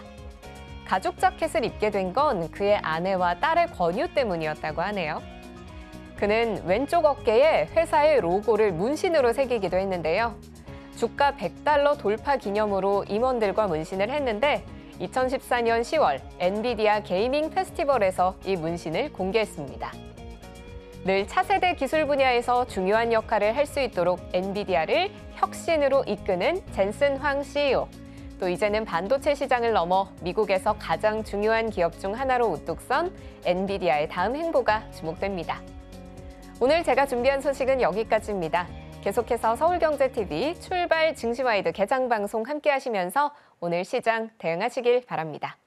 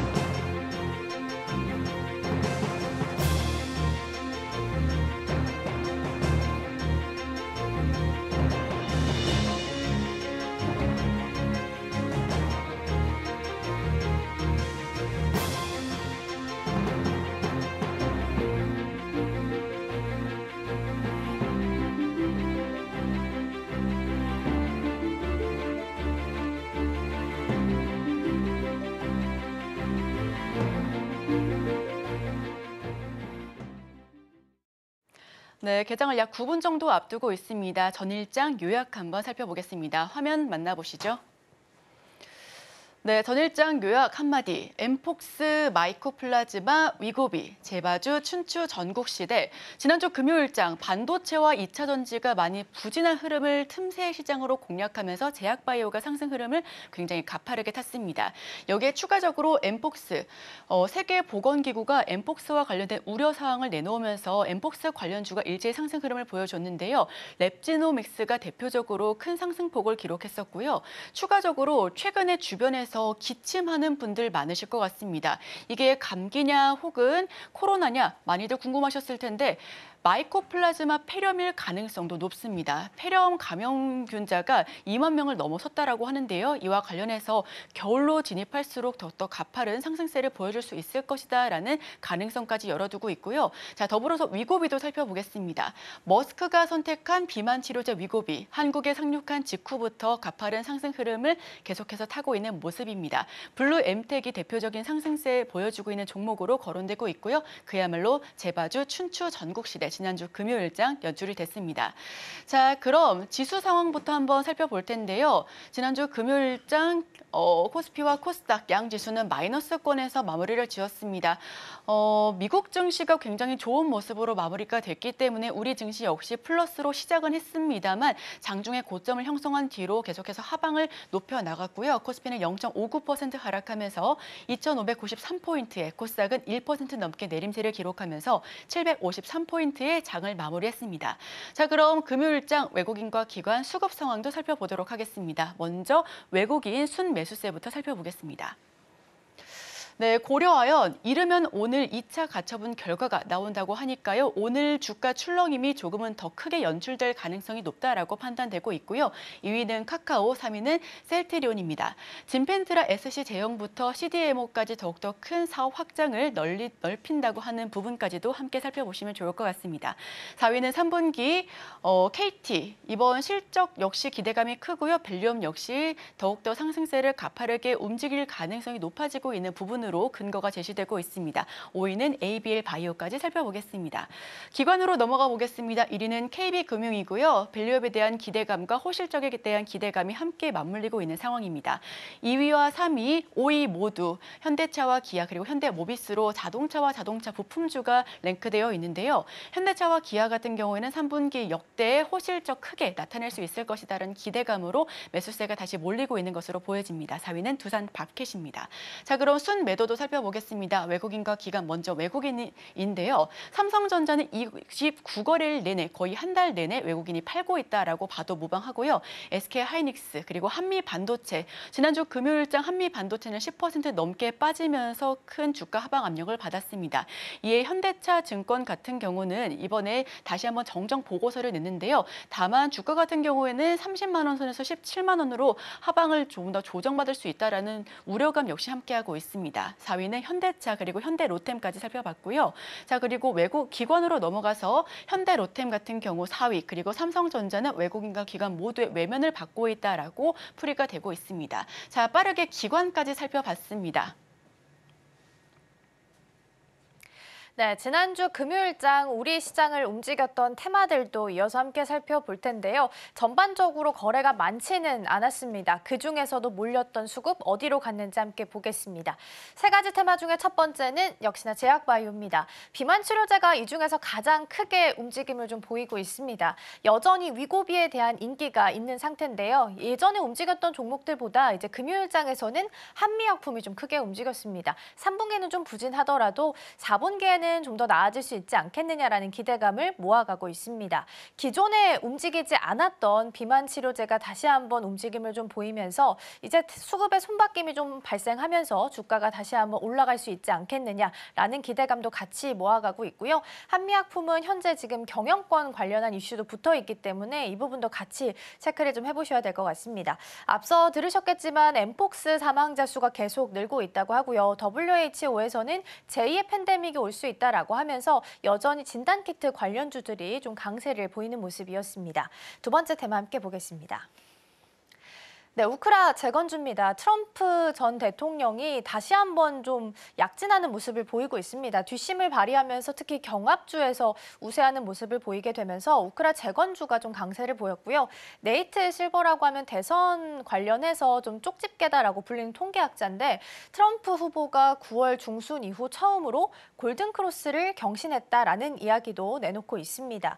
그래서 트럼프 당선 확률에 대해서 60%, 해리스가 40%까지 뚝 떨어지게 되면서 우크라 재건주가 관심을 받았고요. 특히나 북한 쪽에서 러시아의 군인을 좀 파병한 것으로 알려지게 되면서 제3차 세계대전이 벌어지지 않겠느냐라는 위기감 또한 같이 좀 만들어지고 있다라는 부분도 함께 챙겨드리겠습니다. 시외에서는 금요일장 끝나고 나서 방산주, 소형주 같은 퍼스텍 종목들도 움직임 보였으니까 오늘 개장하고 나서도 함께 보시면 좋을 것 같습니다.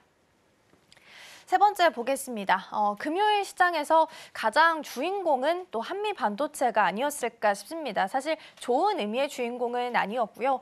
개장 전 그리고 정오까지 시간 순서대로 좀 정리를 해서 먼저 보겠습니다.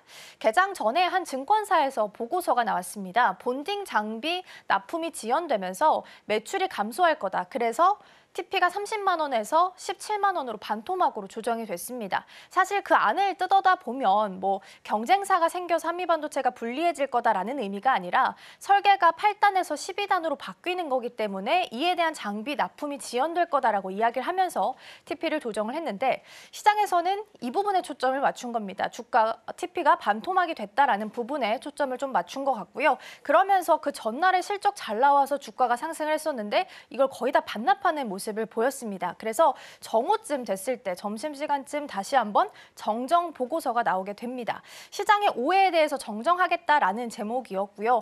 SK하이닉스 퀄테스트 진행했는데 경쟁사는 미달로 탈락을 했다. 그냥 다시 말해서 한미 반도체 실력 잘 가지고 있고 걱정할 필요가 없다라는 부분으로 연결이 좀 되고 있습니다. 내용을 정정하긴 했는데 사실 투자자들 입장에서는 경쟁사로 보이고 있는 한화인더가 탈락했다라는 부분에 조금 더 초점을 맞추고 있는 것 같습니다. 그래서 한화인더 같은 경우에는 장 초반에는 플러스권이었다가 정오쯤 지나면서부터 마이너스권으로 크게 내려앉는 모습을 좀 보였고요. 한미반도체 같은 경우에는 일단 팩트 자체는 SK하이닉스가 퀄테스트를 진행했다라는 부분이었기 때문에 투자자들의 마음을 돌리긴 좀 어려웠던 것 같습니다. 10% 넘게 하락을 하면서 마무리하는 모습이었습니다. 다음 오늘 일정 함께 보겠습니다. 네, 오늘 이번 주 중요한 일정 3가지를 정리를 좀 했습니다. 먼저 내일입니다. 인도 법인 상장 예정되어 있고요. 여기서 4조 원 정도 자금이 모이면 인도에서도 사용할 예정입니다. 미국 같은 경우에 테슬라 실적 발표 앞두고 있습니다. 24일에 한국 SK하이닉스 실적 같은 날 사실 발표가 될 거고요. 미국 같은 경우에는 새벽 5시에 24일 기준, 우리 시간 기준으로 24일 새벽 5시에 발표가 될 겁니다. 중국 쪽에서 FSD 관련해서 출시가 좀 연기된다라는 이야기 나오고 있습니다. 아무래도 중국 정부는 중국 내에 있는 지도 정보를 해외로 반출하는 걸 반대하고 있는데 테슬라 CEO가 자국에 좀 직접적으로 접근을 하겠다라고 이야기하면서 좀 문제가 되고 있으니까 이 부분도 함께 체크해 보시면 좋겠습니다. 오늘 시장 문 열고 돌아오겠습니다.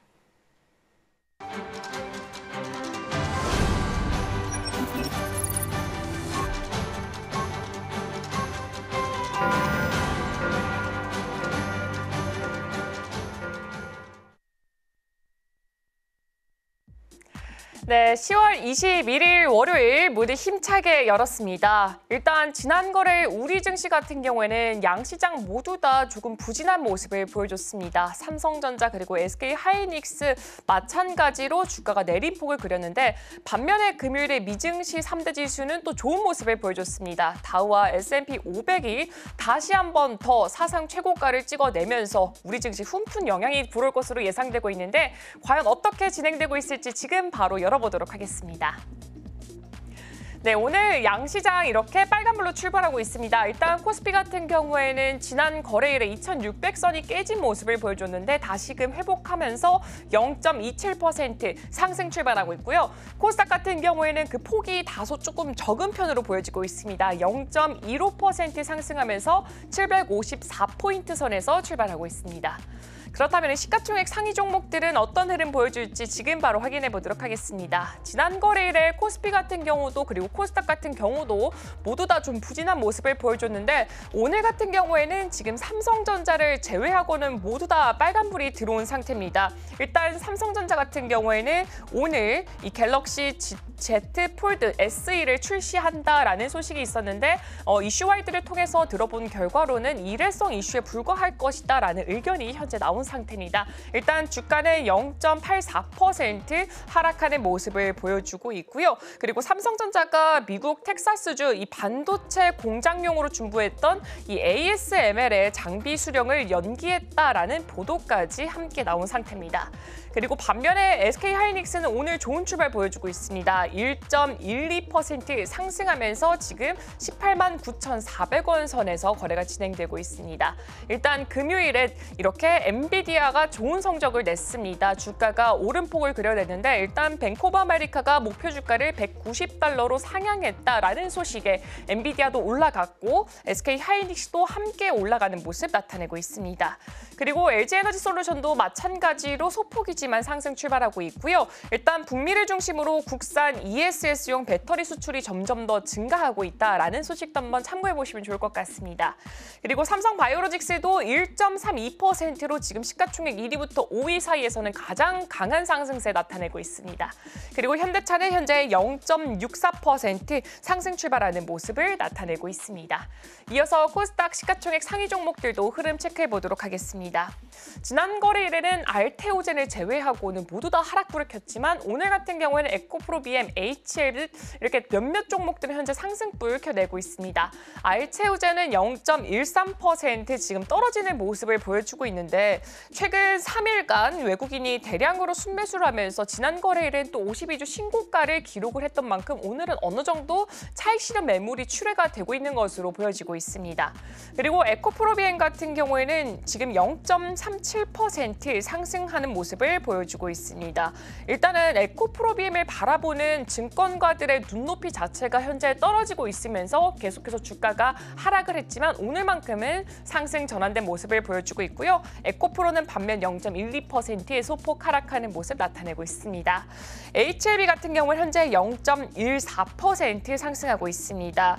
이 HLB의 리보세라닙과 그리고 캠랄리주맷이 병용요법이 위암 보조요법으로 효과가 있다라는 연구 결과가 이 국제학술지에 게재가 됐다라는 소식이 함께 들려왔습니다. 그리고 리가켄바이오 같은 경우에도 0.56% 현재 하락 출발하는 모습 보여주고 있습니다. 그렇다면 우리 증시 속에서도 어떤 종목들이 지금 등락을 거듭하고 있을지 지금 전체적인 종목들 한번 확인해 보도록 하겠습니다. 네, 일단 전반적으로 상승하는 종목들이 조금 더 우세한 것으로 보여지고 있습니다. 그렇다면 자세하게 섹터별로 한번 살펴보도록 하겠습니다. 첫 번째로 제조업부터 확인해 보도록 하겠습니다. 계속해서 원전주는 강하게 흘러가는 모습 보여주고 있습니다. 요즘 최근에 가장 큰 이슈 중에 하나가 원전이 아니었나 싶은데요. 오늘도 계속해서 상승폭 이어가면서 두산 에너빌리티는 현재 2.2% 상승 출발하는 모습 보여주고 있습니다. 그리고 두산 로보틱스 같은 경우에도 4.91% 이렇게 상승하는데 일단은 이복현 금감원장이 두산그룹과 지배구조 개편에 대해서 개입을 한 것에 대해 좀 해명을 했다라는 소식이 들리면서 두산 로보틱스 그리고 두산 밥캣 함께 움직이는 모습 보여주고 있습니다. 그리고 한미반도체는 지난 거래일의 낙폭 그대로 이어가는 모습을 보여주고 있고요. 현대로템은 현재 0.15% 올라가는 모습 보여지고 있습니다. 그리고 LS일렉트릭 같은 경우에는 지난 거래일에 3분기가 좀 부진할 것이다, 실적이 좀 부진할 것이다 라면서 하락했지만 오늘 같은 경우에는 1.92% 올라오는 모습이 보여지고 있습니다. 이어서 다음 섹터들도 확인해 보도록 하겠습니다. 다음 섹터는 전자기술 쪽으로 확인해 보도록 하겠습니다. 네, 여전히 삼성전자는 0.84% 하락폭을 그려내고 있습니다. 현재 58,700원 선에서 거래가 진행되고 있고요. LG 디스플레이 같은 경우는 현재 3.2% 강한 상승세 보여주고 있습니다. 그리고 SK 하이닉스 같은 경우에는 1.28%로 계속해서 좋은 폭 이어가고 있고요. 이수페타시스는 1.73% 꽤나 큰 폭의 하락세를 나타내고 있습니다. 그리고 지금 대부분 종목들에 있어서는 상승하는 종목과 하락하는 종목이 어느 정도는 비중이 비슷한 모습을 보여주면서 아무래도 지금 전자기술 섹터 내에서는 좀 희비가 엇갈리는 모습이 연출되고 있습니다. 이어서 다음 섹터들도 확인해 보도록 하겠습니다. 다음 섹터는 컨슈머 논 듀어러블주로 소비재 쪽으로 한번 확인해 보도록 하겠습니다. 가장 먼저 눈에 띄는 거는 APR 쪽이고요. 3.29% 현재 강한 상승세에 출발하고 있습니다. 그리고 아모레퍼시픽 같은 경우도 현재 1.2%, 코스맥스도 1.36%로 오늘 화장품 관련주는 지금 한국콜마를 제외하고는 좀 좋은 흐름이 이어가고 있습니다. 오늘 중국에서 LPR 발표가 날 건데 추가적인 경기 부양책이 있을지 한번 주목해 보시면 좋을 것 같습니다. 이어서 다음 섹터로 한번 넘어가 보도록 하겠습니다. 다음 섹터는 의료기술 쪽으로 확인해 보도록 하겠습니다.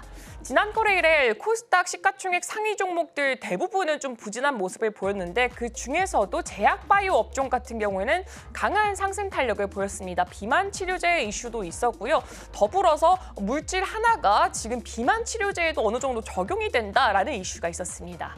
일단 첫 번째로 유한양행부터 살펴보자면 유한양행 같은 경우에는 현재 2.19%로 꽤나 큰 폭의 상승폭 보여주고 있고요. 그동안 계속해서 시장의 주목을 받고 있는 비만 치료제, 그중에서 좀 대장주 역할을 하는 게 바로 펩트론입니다. 펩트론 현재 1.98%, 오늘도 비만 치료제 잘 가고 있는 모습 보여주고 있습니다. 한올 바이오파마도 현재 3.28%, 1.81% 올라가고 있고요. ABL 바이오 같은 경우에도 현재 0.51%, 어느 정도 조금 낙폭을 그려내고 있는 모습을 보여주고 있습니다. 그리고 셀트리온 같은 경우에는 류마티스 관절염 치료제 아켐라, 이 시밀러 3상 임상에서 지금 효능과 안정성이 확인이 됐다라는 소식이 들려왔습니다. 0.9%로 거의 1% 가까운 상승폭을 현재 보여주고 있습니다. 그리고 알테오젠 같은 경우 1.16%로 조금 큰 폭의 하락폭을 그려내고 있고요.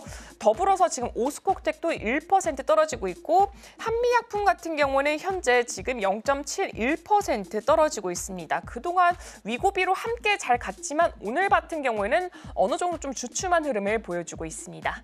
이어서 다음 섹터들도 한번 확인해 보도록 하겠습니다. 다음 sek터 같은 경우에는 소비자 내구재 쪽으로 한번 확인해 보도록 하겠습니다. 일단 기아 그리고 현대차 같은 경우에는 0.63%, 1.07%로 굉장히 잘 가는 흐름 보여주고 있고요. LG전자 0.72% 올라가고 있습니다. 건설주는 지금 희비가 엇갈리고 있습니다. 현대건설은 0.17% 소폭 하락하고 있고 그리고 GS건설은 0.48% 상승 출발하고 있습니다. 이어서 대우건설 같은 경우 1.32%로 건설주 안에서도 가장 강한 흐름 나타내고 있습니다. 다음 섹터들도 한번 살펴보도록 하겠습니다. 네, 다음 섹터는 인더스트리얼 쪽으로 살펴보면 좋을 것 같습니다. 일단 인더스트리얼 쪽으로 한번 살펴보자면 삼성 E&A 같은 경우에는 지금 보합권의 흐름을 나타내고 있고요. 한전 KPS 같은 경우에는 1% 가까운 상승폭을 현재 보여주고 있습니다. HDC 현대산업개발 같은 경우는 0.9%로 조금 아쉬운 흐름을 나타내고 있고요. 한국전력기술은 4.82% 굉장히 강한 흐름 나타내고 있습니다. 이어서 다음 섹터도 한번 살펴보도록 하겠습니다. 네, 다음 섹터를 커뮤니케이션으로 한번 확인해 보도록 하겠습니다. 지금 하단에 위치해 있고요. 이쪽 안에서는 어느 정도 통신주들이 가장 많이 자리를 하고 있고요. 일단 KT 같은 경우에는 1.05% 강한 흐름 보여주고 있습니다. 3분기에 굉장히 실적이 잘 나올 것이다라는 전망치가 나오고 있고 13년 만에 주가가 가장 최고가 수준을 형성을 하면서 이 SKT를 넘어서지 않을까라는 기대감이 현재 시장에 강하게 불어넣은 것으로 보여지고 있습니다. 지금까지 시장 상황 살펴봤습니다.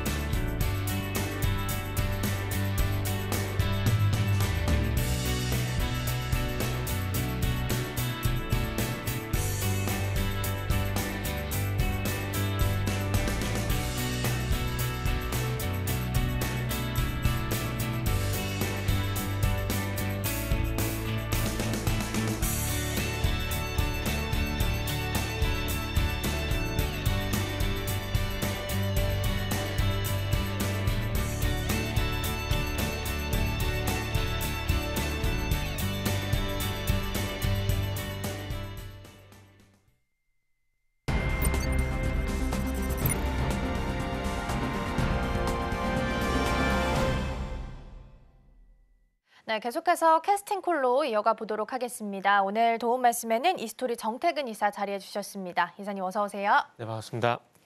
네, 오늘 양시장은 엇갈리면서 출발을 좀 했습니다. 여전히 외국인 투자자가 좀 빼고 있고 강달러 현상으로 좀 바뀌면서 이제 들어오기가 더 어려워진 환경인 것 같기는 해요. 전반적인 일단 분위기는 어떻게 보고 계세요? 일단 전반적인 분위기는 계속해서 개별 종목 장세가 지속이 되고 있다고 보시면 될 것 같아요. 지난주에 ASML 실적을 발표를 하게 되면서 반도체 장비 쪽만 분위기 좀 식은 것이 아니라 반도체 장비 쪽 플러스 해가지고 시장 전반적인 분위기가 조금 이제 위축이 좀 된 것 같아요. 그러니까 시장 전반에 투자 심리가 좀 위축이 되게 되면서 분위기가 좀 안 좋게 되고 그런 부분들이 대형주의 어떤 부정적 요인으로 작용이 됐고요. 그러다 보니까 시장 같은 경우는 계속해서 조금 안 좋은 모양 흐름을 좀 만들어 가는 것 같아요. 그러면서 이제 소형주 쪽으로 순환매가 발생이 되게 되면서 일단 개별 테마 장세 이런 부분들이 이루어지게 되면서 종목들에 대한 빠른 순환매 이런 부분 좀 이루어지고 있다라고 보시면 될 것 같습니다. 네, 전반적인 분위기 먼저 좀 살펴봤습니다. 이번 주에는 미국 시장도 그렇고 우리 시장도 중요한 기업들 실적 발표 예정되어 있습니다. 특히나 이제 다들 SK하이닉스 실적을 좀 기다리고 계실 텐데 영업이익은 한 6조에서 7조 정도로 잘 나올 걸로 예상을 하면서 여의도에서도 계속 TP는 올려잡고 있습니다. 근데 잘 나온다고 해서 주가가 반드시 또 따라가는 건 아니잖아요. 그래서 전략을 좀 어떻게 세워야 될지가 더 복잡해질 것 같아요. 지금 같은 경우에는 일단 실적보다 엔비디아 좀 더 많이 좀 신경을 쓰는 것 같아요. 그러니까 어찌 보면은 종목을 보실 때 가장 하단의 종목, 그 다음에 업종, 그 위에 시장 이렇게 봐야 되거든요. 그러니까 종목에 영향을 주는 이슈는 가장 하단의 종목이고 가장 큰 영향을 받는 거는 지수라 거시적인 부분에 봐야 되거든요. 그런데 지금 제가 실적보다 왜 엔비디아 쪽에 말씀을 드리냐면은 지난주 잘 아시겠지만 엔비디아와 TSMC 같은 불협화음 이런 얘기들이 나오게 되면서 전반적으로 이제 앞으로 공급에 대한 차질을 빚지 않을까 이런 걱정들이 지난주 금요일 악재가 됐고 오늘 같은 경우도 좀 상승 출발하긴 했지만 상승폭이 크게 크지가 않아요. 그렇다면은 엔비디아와 TSMC 같은 불협화음이 완전하게 해소가 됐다라고 보기에는 어렵다라는 것들이죠. 그래서 이런 상황들 속에서 어찌 보면 가까운 미래인 실적보다는 먼 미래 그러니까 불협화음을 해서 앞으로 공급이 줄어들게 된다라면은 3분기 실적은 어차피 지나가는 거고 그 뒤가 걱정이 될 수밖에 없거든요. 그렇기 때문에 지금은 어찌 보면 가까운 미래 실적보다는 먼 미래 이 불협화음이 어쨌든 해소가 되게 되면서 그런 건 기우였을 뿐이다. 이런 얘기들이 나와줘야 아마 하이닉스가 조금은 더 힘을 내주지 않을까 생각이 듭니다. 그래서 하이닉스가 어쨌든 힘을 내줘야 그 아랫단에는 하이닉스에 연관된 반도체 쪽에서 조금 훈기가 돌게 되면서 조금 반도체 전반적인 분위기 좀 받쳐줄 수가 있기 때문에 지금은 이런 연결고리를 기대를 할 수밖에 없는 부분이라 봐야 될 것 같아요. 그렇기 때문에 일단 하이닉스 같은 경우는 엔비디아와 TSMC 같은 불협화음이 좀 빠르게 끝이 나야 좀 아무래도 조금 긍정적인 시장에 좀 긍정적인 영향을 주지 않을까라고 생각을 하고 있습니다. 네, 실적 발표는 24일로 예정이 되어 있습니다. 영업이익을 좀 부합하게 6조에서 7조에서 나올 수 있을지도 같이 보셔야 될 것 같고 이후 주가 흐름도 저희가 함께 체크를 좀 해드리도록 하겠습니다.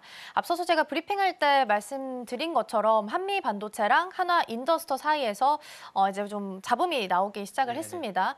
콜테스트 이야기가 반도체 투톱에서 시작해서 이제 소부장까지 확장이 좀 됐어요. 그래서 콜테스트 이야기 잠깐 좀 해볼 텐데 어쨌든 팩트를 보면 SK하이닉스는 이원화 시도한 거 맞고 결과는 아직 나오지 않았지만 한미 반도체 입장에서는 경쟁자가 생긴 것도 사실은 맞잖아요. 그래서 그러면 지금 이렇게 막 노이즈가 낀 상황에서 언젠가 독점 구조 깨질 거니까 일단은 지금 손 떼는 게 제일 맞아요?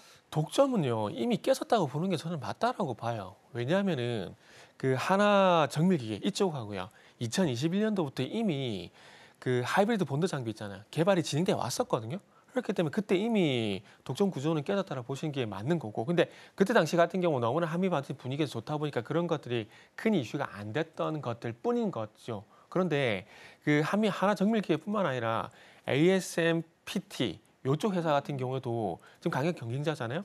그런데 지금 제가 파악한 경로를 보게 된다면은 지금 HBM3 8단까지는 한미가 거의 독점으로 들어간 게 맞습니다. 그런데 HBM3 12단에는 한미 반도체 장비가 안 들어갈 가능성이 상당히 높다고 보시면 될 것 같아요. 2021년도부터 그 하나 정밀기계하고 공동으로 해서 하이브리드 본더 장비를 이제 개발을 진행해 오고 있는데 하이닉스가 꾸준히 한미 반도체 쪽으로 수요에 대한 문제를 꾸준히 제기를 해 왔었습니다. 근데 그런 부분들이 해소가 아직까지 안 되고 있다는 거죠. 그러다 보니까 상대적으로 싱가포르 회사인 ASMPT였던 이 장비가 조금 더 수율이 높다 보니까 12단부터는 이 ASMPT였던 장비가 들어갔다는 얘기가 지배적으로 이제 작용이 되고 있고요. 만약에 그 최근에 계속 노이즈가 되고 있는 게 현대차 증권의 리포트잖아요. 네. 만약에 그 리포트가 또 이야기했다가 또 뒤집었다 이렇게 하고 있는데 확실한 건 한미 반도체가 어쨌든 앞으로 공급을 하냐 안 하냐 이거를 확인하려면은 지금 하나정밀기계하고 하이브리드 본더 장비를 공동 개발하고 있다는 얘기를 했잖아요. 그런 것처럼 한미 반도체 같은 경우도 SK 하이닉스와 하이브리드 본더가 됐던 아니면 TS 본더가 됐던 이 장비에 대해서 공동 개발을 하고 있다는 얘기가 공식적으로 나와야 된다는 거예요. 근데 그 얘기가 아직까지는 안 나오고 있거든요. 그렇기 때문에 지금은 어찌 보면은 이 하나 그 정밀기계와 협업을 해서 장비를 만들고 있는 것은 사실이고 그리고 ASMPT 쪽 장비가 들어가는 것도 사실 가능성이 상당히 높다라는 거죠. 그리고 내년으로 좀 연기가 됐다 그러는데 지금 하반기에 어쨌든 HBM3 12단이 나올 걸로 예정이 된 상황이거든요. 그러면 만약에 하반기에 이 HBM3 12단 출시가 되게 된다라면은 한미 반도체 장비를 안 썼다는 게 공식화가 되게 되는 거잖아요. 그렇죠. 그렇기 때문에 이런 것들만 보더라도 지금 어찌 보면 한미 반도체 같은 경우는 그렇게 긍정적인 상황이 아닐 수가 있다라는 거죠. 그런데 이거를 떠나서 이전에 어쨌든 저는 개인적으로 한미 반도체가 작년부터 올해 6월 달까지 19만 정도 갔잖아요. 이렇게 갈 수 있던 원동력은 뭐냐면은 결국 독점 프리미엄이라는 생각을 하고 있거든요. 근데 독점 프리미엄이 없다면은 한미 반도체 매력도는 조금 반감이 될 수밖에 없다라는 겁니다. 그래서 그런 관점만 보더라도 한미 반도체 같은 경우는 상당히 매력이 떨어졌다라고 보는 게 저는 맞다라고 생각을 하고 있습니다. 그래서 이제 오늘 주가도 되돌림은 좀 없네요. 1.6%로 일단 낙폭을 장 초반 대비해서도 더 키워가는 구간에 놓여 있는 것으로 보이고요. 하나인더스토도 잠시 좀 확인을 해보면 하나인더스토는 지금 0.88% 그나마 좀 플러스권에 있다라는 부분도 함께 좀 짚어드리도록 하겠습니다. 오늘 상위 테마 중에서 음반, 음원이 오랜만에 좀 강세 보이는데 물론 모두 다 그런 건 아니고 YG 플러스가 가장 강합니다. 로제 씨의 아파트라는 노래가 그렇게 인기가 돌풍이라고 뭐 기사가 많이 나오더라고요. 네. 그래서 제목 보면 뭐 제2의 강남 스타일을 노린다라는 기사까지도 나왔고 앞서서 이제 일부에서도 저희가 이런 내용을 좀 짚기도 했습니다. 그래서 10월 되면 이제 또 컴백도 러쉬 한다고 하니까 엔터주 이제 4분기에 진짜 턴어라운드 기대해봐도 될까요? 그거는 결국 앨범 판매량을 봐야 될 것 같아요. 그 로즈 씨가 어떤 노래인지 정말 죄송한데 제가 몰라요. 그 노래 모르는데 저는 개인적으로 엔터 얘기할 때 에스파 얘기했을 줄 알았거든요. 에스파도 지금 컴백 예정이 돼 있잖아요. 맞아요. 그리고 그 순차적으로 아일릿도 컴백 예정이 있어가지고 그쪽 얘기할 줄 알았는데 예상치 못한 그 로즈 씨 얘기가 나와서 좀 당황스러운데 어쨌든 중요한 건 신규 아티스트가 나온다는 건 좋은 일인 것 같아요. 좋은 일인데 결국 중요한 건 아직까지도 엔터사의 주된 캐시카우는 음원, 음반입니다. 그렇기 때문에 여기에 판매량이 얼마만큼 증가를 하냐가 중요하다 봐지고요. 지금 작년까지 너무 좋았었기 때문에 아직까지는 뭐 전년 동기 대비해서 더 많은 판매량 나오기는 쉽지 않다고 봅니다. 근데 제가 음반 판매량 왜 자꾸 말씀드리냐면은 올해 1분기 때 15개 분기 만에 앨범 판매량이 역성장을 하게 되면서 엔터주가 그때부터 꺾였던 부분도 분명히 있거든요. 그러면 이걸 뒤집어 보게 되면은 지금 어쨌든 엔터주 같은 경우는 음반 판매량이 역성장하게 되면서 이 악재가 있게 되면서 지금까지 좋지 않잖아요. 그러면 첫 번째 호재도 중요하지만은 1차적으로는 악재가 먼저 해소가 돼야 되거든요. 그러면 그 악재가 뭐냐? 앨범 판매 역성장입니다. 그럼 이 역성장이 일단 먼저 해소가 돼줘야 엔터주 같은 경우는 좀 바닥을 다지고 좀 회복 국면에 진행이 될 수가 있다라는 거죠. 그렇기 때문에 뭐 에스파 좋아하시는 분도 계실 거고 아이리 좋아하시는 분도 계실 거고 이제 블랙핑크 좋아하시는 분도 계실 건데 그분들은 이제 보셔야 될 건 딴 거 없어요. 그러니까 주요 엔터사 3개 네 군데잖아요. 네 군데 4개 주요 엔터사들의 앨범 판매량이 어떻게 되고 있는지 그리고 이 앨범 판매량을 체크하시면서 전년 동기 대비해서 좋아지고 있는 부분들인지 그 부분만 일단 체크를 하시고요. 그 부분이 좋아지게 되면은 제가 엔터사 안 좋다 그러더라도 주가는 분명히 갈 겁니다. 그래서 그 부분 좀 체크를 하셨으면 좋겠어요. 네, 이번 노래를 계기로 해서 엔터주한테도 다시 한번 일단은 숨통은 좀 트여줄 수 있을지 보시면 좋을 것 같습니다. 빅4 위주로 해서 주가 흐름 체크해 보시면 좋겠고요. 오늘 시장 움직이는 종목들 먼저 확인해 보도록 하겠습니다. 코스피 시장입니다. 네, 풍산 BH, LG 이노텍, 두산 로보틱스, 한전 기술 있습니다. 어떤 종목 살펴볼까요? 네, 아무래도 일단은 한전 기술을 봐야 될 것 같아요. 한전 기술이라기보다는 일단은 원전이라고 원전? 봐야 될 것 같아요.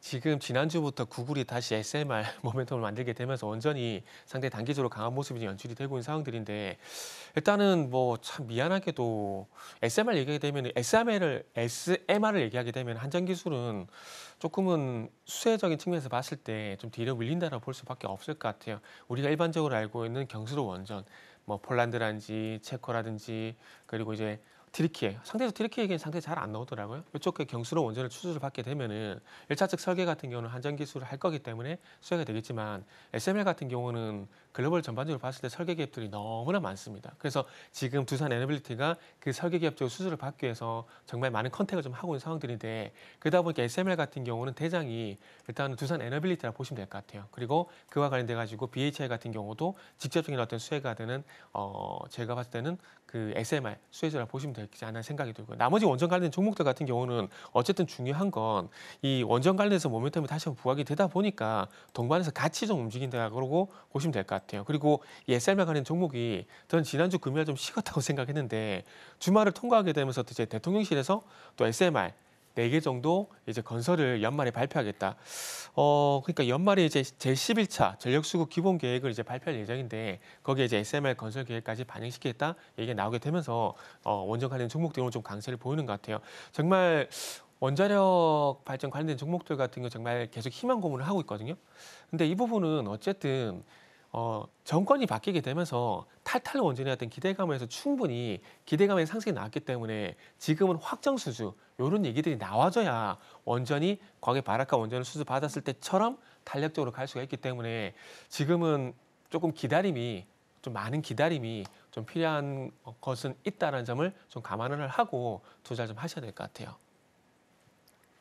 네, 원전 쪽은 뭐 수주 이야기 나왔음에도 불구하고 또 빠지기도 하고 뭐 이런 이야기가 있다 보니까 원도속이라는 말들도 있는데 일단 주가는 좀 움직임을 보여야 되고 좀 길게 호흡을 해야 된다라는 부분도 기억을 해주시면 좋을 것 같습니다. 자, 그럼 이어서 코스닥 시장도 함께 들여다보도록 하겠습니다.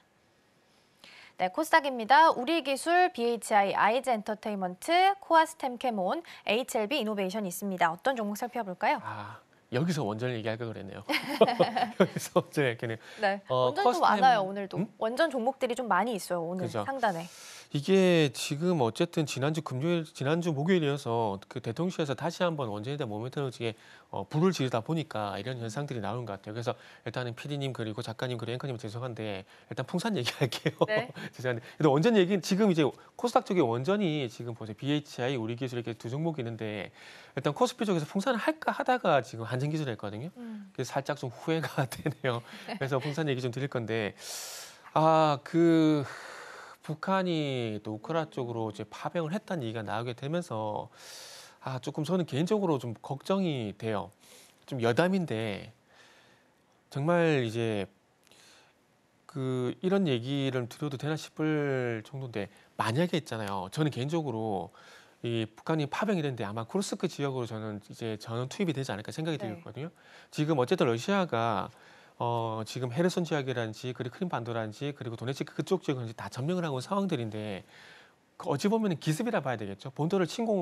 러시아 입장에 본토를 침공받은 입장인데 지금 어쨌든 그 아래쪽으로 헤르손이라든지 그쪽으로 이제 점령을 계속 하기 위해서는 그쪽에 어떤 병력을 투입을 해야 되는데 그만큼 병력이 그렇게 많지 않은 상황들이거든요. 그러다 보니까 북한군이 그쪽으로 투입이 되지 않을까 생각이 드는데 여기서 정말 이 투입을 해가지고 북한군이 정말 잘 해가지고 쿠르스크 저 지역을 다시 찾아오게 된다라면은 이게 잠재적으로 우리한테 위협이 될 수밖에 없다는 생각을 하고 있거든요. 왜냐하면은 거기서 실전 경험을 쌓아오게 되고 어제 특수부대라 얘기했잖아요. 이 특수부대들이 거기서 어쨌든 뭐 공을 세워가지고 이 전쟁 경험을 가져와서 만약 가지고 된다라면 그게 다시 우리한테 올 수밖에 없는 부분이잖아요. 그러면 그런 부분이 잠재적으로 우리한테는 또 위협이 될 수밖에 없는 부분들이거든요. 그래서 그런 연결고리 보게 된다라면은 참 이 최정예 부대 투입된 것들이 개인적으로 조금은 그런 부분이 우려스럽다고 말씀드릴 수 있을 것 같고요. 그리고 풍산을 포함해서 방산주 같은 경우 지금 잘 나갈 수밖에 없는 것들이 지금 국제 정세가 그런 분위기 계속 만들어가는 것 같아요.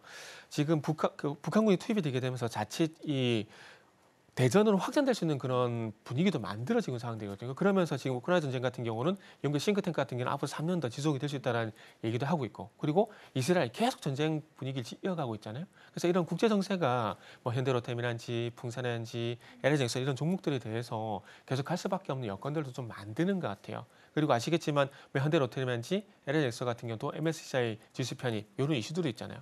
이렇게 본다라면 그 이전에 또 수급이 또 들어올 수밖에 없는 상황들이기 때문에 방산주 같은 경우는 뭐 미국 대선 수혜도 있긴 하지만 이런 여건들을 봤을 때 지금은 어쨌든 이런 여건들로 인해서 상승 탄력에 의해서 계속 할 수밖에 없는 상황이라 보시면 될 것 같아요. 그런데 현대로템이란지 LNG 같은 경우는 상대적으로 위치가 너무 높아요. 물론 가는 놈이 더 가겠지만 위치가 더 높거든요. 근데 그런 부분들 살짝 우회해 봤을 때 풍산이 아직까지 전고점이 돌파가 안 된 상황입니다. 그렇기 때문에 가는 종목을 좀 한번 잡아보고 싶다. 가는 섹터를 한번 잡아보고 싶다. 근데 그 방산이 잘 가고 있다라 생각하시는 분들은 뭐 LG 넥스원이란지 현대로템이 선택지가 될 수가 있겠지만 그럼에도 불구하고 풍산 쪽 같은 경우는 아직 전고점 돌파가 안 됐기 때문에 풍산 쪽을 좀 우회적으로 보시는 게 또 좋지 않을까라고 생각이 들고요. 그리고 마지막으로 이 말씀을 드릴게요. 그 프란드 대통령도 이번 주 방문 예정이거든요. 맞아요.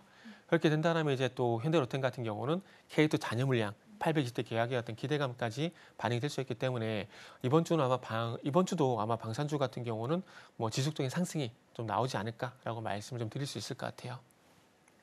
네, 말씀해 주신 것처럼 22일부터 국빈 방문 예정되어 있고요. 뭐 공장도 함께 둘러본다라는 이야기도 있습니다.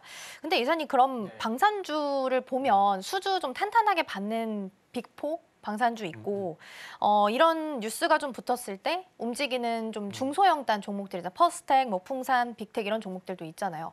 선택을 한다면 어느 쪽이 좀 더 나을까요? 어차피 스펙코, 빅텍 뭐 이런 종목들 같은 경우는 단기 테마잖아요. 그쵸. 단기 테마이기 때문에 단기 테마라는 건 말 그대로 단기 변동성 주고 식어버릴 수가 있다는 거잖아요. 그렇게 본다라면은 차라리 좀 큰 방산주 쪽을 보시는 게 좀 좋지 않을까 생각이 들고요. 그리고 그 큰 방산주 중에서도 일단은 뭐 방어 무기를 이제 공급하는 회사들, LG 넥슨이란지 하늘스페이스 그리고 이 회사들이 그리고 현대로템 쪽도 이제 갈 수밖에 없는 것들이 이제 다음 달 계약이 나올 수가 있잖아요. 그래서 그런 기대감 때문에 가고 있는 거거든요. 그래서 그쪽을 보시는 게 좋을 것 같아요. 그리고 이제 뭐 K9이 가게 되면 아시겠지만은 150mm 포탄, K2가 가게 되면 아시겠지만 120mm 활강탄, 포탄이 갈 수밖에 없잖아요. 그렇게 본다라면은 풍산이 그 뒤에서 웃을 수밖에 없다를 봐지고요. 그리고 그 외에 조금 작은 종목을 보게 된다라면은 인베디드 시스템을 만들고 있는 코츠 테크놀로지 이런 것들도 아마 좀 대안이 좀 되지 않을까. 그러니까 스펙코 빅텍을 볼 바에는 저는 개인적으로 코츠 테크놀로지 이쪽을 좀 보시는 게 차라리 낫지 않을까 생각이 드네요. 네, 움직임은 훨씬 더 중소형단이 빠르게 움직이고 있긴 합니다만 그래도 수주가 탄탄하게 찍히는 실적이 잘 나오는 쪽은 오히려 빅4니까 투자 성향에 따라서 조금 바꿔서 보시면 좋을 것 같습니다. 그럼 오늘 테마도 상단부터 함께 좀 확인을 해보도록 하겠습니다. 첫 번째부터 함께 보실 텐데요. 애플 부품주입니다. 애플 계속해서 주가가 잘 가고 있습니다. 미국 쪽에서 나온 기사 보면 중국 쪽에서의 판매량이 많이 늘었다고 해요. 지금 화웨이가 오히려 좀 주춤하는 사이에 이 틈을 좀 애플이 파고들면서 판매량이 좀 한 20% 정도 늘었다라는 기사가 나왔고요. 주가도 이를 좀 반영하면서 잘 가고 있습니다. 오늘 우리 시장 안에서도 개장하고 나서 이 소식 반영하면서 부품단 좀 강세 보이고 있고요. 두 번째도 함께 보겠습니다. 두 번째는 앞서서 우리 이사님과 이야기 여러 번 나눴던 원전 자리하고 있습니다. 오늘도 여전히 강세 보이고 있고요. 빅테크 미국 쪽에서 미국에 있는 빅테크 기업들이 쏘아 올린 공으로 원전 관련주들이 좀 잘 가고 있는 상황입니다. 마지막 테마도 함께 보겠습니다. 마지막은 화장품이고요. 오늘 중국 쪽에서 사실상 기준금리로 삼고 있는 LPR 금리를 결정을 합니다. 인하할 걸로 확인이 된 건 아니지만 예상을 하고 있는 상황이라서 금요일부터 이걸 좀 반영을 하면서 화장품주나 내수 소비 관련주들이 좀 움직임 보이고 있어서 오늘 장 막판까지 이어질 수 있을지는 조금 더 체크를 해보셔야 될 것 같습니다. 자, 그럼 이사님 이 중에서는 어떤 테마를 좀 보면 좋을까요? 오랜만에 아이폰 테마 보시는 게 아이폰 테마 한번 살펴봤으면 좋겠어요. 지금 BH가 6%, 이노텍이 4.5%, 덕산 네오록스, 뭐 LG 디스플레이 2% 이렇게 상승 흐름 좀 보여주고 있는 상황들인데, 근데 참 분위기는 예전만 못한 것 같아요. 왜냐하면은 오늘만 보게 되면은 뭐 BH 6%, 뭐 이노텍 4% 이렇게 나오다 보니까 조금 뭐 최근에 상승 괜찮나라고 볼 수 있겠지만. 최근 전체적인 흐름을 봤을 때는 또 그렇지 않은 모습들이 나오고 있는 상황들이거든요. 그렇기 때문에 아마 오늘 단기 테마로 좀 끝이 나지 않을까라고 생각이 듭니다. 그리고 이노텍 같은 경우는 아이폰 16 출시된 기대감들 같은 경우에 충분히 5월 달부터 7월 달까지 좀 반영이 됐다고 봐요. 이때 당시에 애플 16이 출시가 된다는 얘기가 나오게 되면서 솔루스 첨단 소재 그리고 이노텍 이 두 종목만 유별나게 좀 상승이 나왔었거든요. 그러다가 이제 다시 한번 애플 관련 뉴스가 좀 나오다 보니까 다시 주가 반응이 나오고 있는데 중요한 거 이제 LG 노텍 기준으로 보게 된다라면은 일단은 바닥을 다지는지 이 부분이 좀 중요하지 않을까 생각이 들고 그리고 BH 같은 경우도 지금 최근에 지속적으로 하락을 하다가 오늘 이제 처음으로 6% 반등이 나온 거거든요. 그래서 오늘 하루 그래서 제가 말씀드리고 싶은 부분은 뭐냐면 오늘 하루만 보고 판단하지 마시고 오늘을 기점으로 해서 이제 앞으로 뭐 바닥을 다지고 추가 상승이 나온지 여부를 보시는 게 좋지 않을까 생각이 됩니다. 그렇기 때문에 최근에 어떤 종목에 대한 접근은 조정 시에 애플 관련주로 기준으로 예를 들어 볼게요. LG 이노텍도 그렇고 지금 화면에 나오고 있는 BH도 그렇고 요 종목들이 갈 것 같으면은 제가 봐도 충분히 조정을 줄 거라고 생각이 됩니다. 왜냐하면은 최근에 이제 가는 섹터들이 계속 물론 뭐 원전 같은 경우도 하루밖에 안 쉬긴 했지만 물론 원전 같은 경우도 하루 쉬었다 갔거든요. 그렇게 본다면 최근에 뭐 바이오도 그렇고 이전에 반도체 2차 전지도 그렇고 이런 것들이 충분히 쉬는 자리를 주고 갔거든요. 방산 같은 경우도 최근에 풍산이 한 5개월 정도 충분히 쉬었다가 좀 갔기 때문에 BH라든지 LG 이노텍 같은 경우에도 너무 급하게 잡지 마시고요. 요 종목들이 갈 것 같으면은 제가 봤을 때는 5일선과 20일선이 골든크로스가 나게 되면서 충분히 매수자리 줄 거라고 봅니다. 그래서 혹시 애플 관련된 종목들 관심 있으신 분들 같은 경우는 리스트업만 하시고 충분히 천천히 시간을 두고 매수 관점에서 좀 보시라는 말씀 드리고 싶습니다. 그렇지만 이 매수 관점도 뭐 100% 긍정적으로 말씀드리는 것들은 아니고요. 일단 바닥을 잡았을 때 낙폭과의 어떤 기술적 반등 요 정도만 일단은 점수를 좀 줄 수 있을 것 같다라고 말씀을 드려야 될 것 같아요. 네, 오늘은 기사를 좀 반영을 하면서 부품단이 강세를 보이고 있으나 하루짜리 있을 수도 있으니까 앞으로의 추가 상승이 있는지 좀 보셔야 될 것 같고요. LG노텍 차트 보니까 여전히 뭐 5일선과 21선 닿으려면 조금 시간이 걸릴 것 같습니다. 그래서 급하게 잡기보다는 조금 더 시간을 가지고 여유 있게 보셔도 좋을 것 같습니다. 오늘 여기까지 이야기 나눠보겠습니다. 이사님 오늘 말씀 고맙습니다. 네, 감사합니다.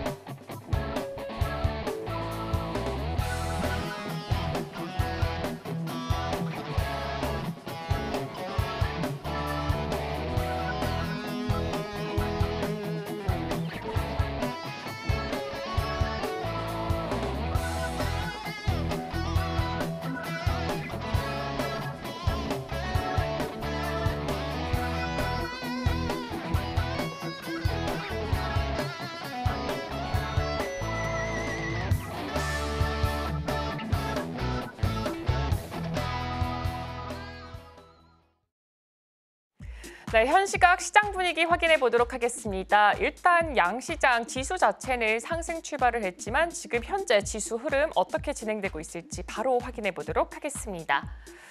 네, 현재 코스피는 상승폭을 그대로 유지하고 있지만 코스닥 같은 경우에는 하락 전환한 모습을 보여주고 있습니다. 코스피 같은 경우에는 0.4% 상승하면서 계속해서 2,600선 위로 올라온 모습 보여지고 있고요. 코스닥 같은 경우에는 0.28% 하락을 하면서 지금 750선이 조금 위태롭게 유지가 되고 있는 상황으로 보여지고 있습니다. 그렇다면 투자자별에 어떻게 지금 매매가 진행되고 있을지도 확인해 보도록 하겠습니다. 현재 지금 개인 같은 경우에는 지금 20억 원이 매도 전환이 된 상태입니다. 일단 개장 같은 경우에는 개인이 4거래를 연속해서 매수세를 보여줬지만 현재 지금 매도 전환이 된 상태고요. 기관 같은 경우는 현재 3거래를 연속해서 매수 보여주고 있습니다. 반면에 외국인이 지금 4거래를 해서 지금 계속해서 매도 우위를 보여주면서 현재 지금 지수 하방 압력을 조금 더 가해지고 있는 모습으로 보여지고 있습니다. 다음으로 코스닥도 한번 살펴보도록 하겠습니다. 코스닥 같은 경우에는 개인이 현재 6거래를 연속해서 매수세를 강하게 보여주고 있고요. 반면에 기관과 외국인 같은 경우에는 지금 같이 하방 압력 강하게 눌러주고 있는 것으로 보이고 있습니다. 현재 기관이 조금 더 매도를 크게 보여주고 있습니다. 그렇다면 히트맵을 통해서 현재 종목들의 움직임은 또 어떻게 진행되고 있는지도 확인해 보도록 하겠습니다. 네, 가장 먼저 제조업 쪽으로 확인해 보도록 하겠습니다. 오늘 우리 증시에 대해서 가장 키워드로 꼽히는 두산 에너빌리티입니다. 일단 개장 초보다는 그 상승폭을 어느 정도는 축소해 나간 모습을 보여주고 있습니다. 일단 오늘 원전 테마 굉장히 강한 모습 보여주고 있고요. 일단 대통령실에서 SMR 4개를 11차 이 전력 수급 기본 계획에 반영하겠다라는 소식이 들려오면서 오늘 원전주 흐름도 함께 체크해 보시면 좋을 것 같습니다. 이어서 다음 섹터들도 이어서 확인해 보도록 하겠습니다. 전자기술 섹터 안에서도 어떤 종목들이 강하게 움직이고 있는지 체크해 보도록 하겠습니다. 일단 LG 디스플레이, LG 이노텍 지금 관련주들 계속해서 좋은 흐름 보여주고 있는데요. 일단 아이폰 16 시리즈가 중국에서 굉장히 흥행을 했다라는 소식에 이 부품 관련주들 오늘 좋은 흐름 보여주고 있습니다. 하이닉스는 19만 원을 향해서 달려가고 있고요. 하나솔루션은 6.19%로 이 섹터 내에서도 굉장히 큰 움직임을 나타내고 있습니다. 이어서 다음 섹터들도 한번 확인해 보도록 하겠습니다. 다음 섹터 쪽으로는 컨슈머 논 듀어러블즈 소비자 내구재 쪽으로 확인해 보겠습니다. 계속해서 화장품주들의 흐름이 좋은 모습을 보여주고 있습니다. 코스맥스 2.43%, 아모레퍼시픽 1.36% 올라가는 모습 그리고 보여주고 있습니다. 거기 더불어서 FNF, KTNG 같이 이렇게 소비재들도 함께 움직이는 모습 나타내고 있습니다. 이어서 다음 섹터들도 흐름 체크해 보도록 하겠습니다. 다음 섹터 쪽으로는 지금 비에너지 미네랄로 한번 확인해 보도록 하겠습니다. 비에너지 광물 sek터로 봐주시면 좋을 것 같습니다. 가장 먼저 풍산이 눈에 띄고 있습니다. 일단 북한이 이 군을 우크라이나전에 12,000명 정도 파병을 하겠다라는 소식이 풍산 오늘장에서 굉장히 강한 움직임 보여주고 있고요. 현재 9.68% 오름폭 이어가고 있습니다. 여기에 더불어서 현재 계속해서 경영권 이슈가 있는 고려아연 같은 경우 1.21% 하락하고 있고 포스코홀딩스 같은 경우에는 1%대 상승 나타내고 있습니다. 이어서 다음 섹터도 확인해 보도록 하겠습니다. 다음 섹터는 인더스트리얼 서비스 쪽으로 한국전력기술이 포함되고 있는 섹터 쪽으로 확인해 보도록 하겠습니다. 마찬가지로 원전 관련주로 묶이면서 오늘 5.85% 강한 상승 탄력 보여주고 있습니다. 반면에 삼성 E&A는 1.1% 그대로 낙폭 유지하고 있고요. 한전 KPS 같이 움직이고 있습니다. 현재 0.44% 올라가고 있고 HDC 현대산업개발 같은 경우 현재 상승 전환한 상태로 보여지고 있습니다. 마지막으로 전체적으로 맵을 열어서 상승 종목과 하락 종목들 비교해 보겠습니다. 오늘 같은 경우에는 지난 거래일과 조금 대비되는 모습 보여주고 있습니다. 지난 거래일에는 하락한 종목이 우세했던 반면에 오늘 같은 경우에는 상승하는 종목이 어느 정도 크게 자리하고 있는 것으로 보여지고 있습니다. 네, 지금까지 시장 상황 살펴봤습니다. 네, 오늘 우리 시장도 강하진 않습니다. 특히나 코스닥 같은 경우에는 어느덧 하락으로 전환하는 모습 좀 보이고 있고요. 더불어서 여전히 강달러, 그러니까 원화 약세 흐름이 좀 이어지고 있습니다. 1,360원대에서 현재 흘러가고 있긴 합니다만 여전히 원화 약세 흐름 좀 보이다 보니까 양 시장에서 모두 다 외국인 투자자는 매도 포지션 취하고 있는 상황입니다. 삼성전자가 다시 한번 52주 신저가를 썼습니다. 걱정스러운 부분이긴 합니다만 주가 추이는 어떻게 될지 오히려 이 정도면 잘 방어해주고 있다라고 봐도 무방한 건지 장 막판까지 흐름 함께 보시면 좋겠습니다. 오늘 저희가 방송 중에 제공해드린 정보는 투자 판단을 위한 조언일 뿐 해당 종목의 가치와 수익률은 보장하지 않습니다. 저희는 내일 더 다양한 소식으로 돌아오겠습니다. 시청해주신 여러분 고맙습니다.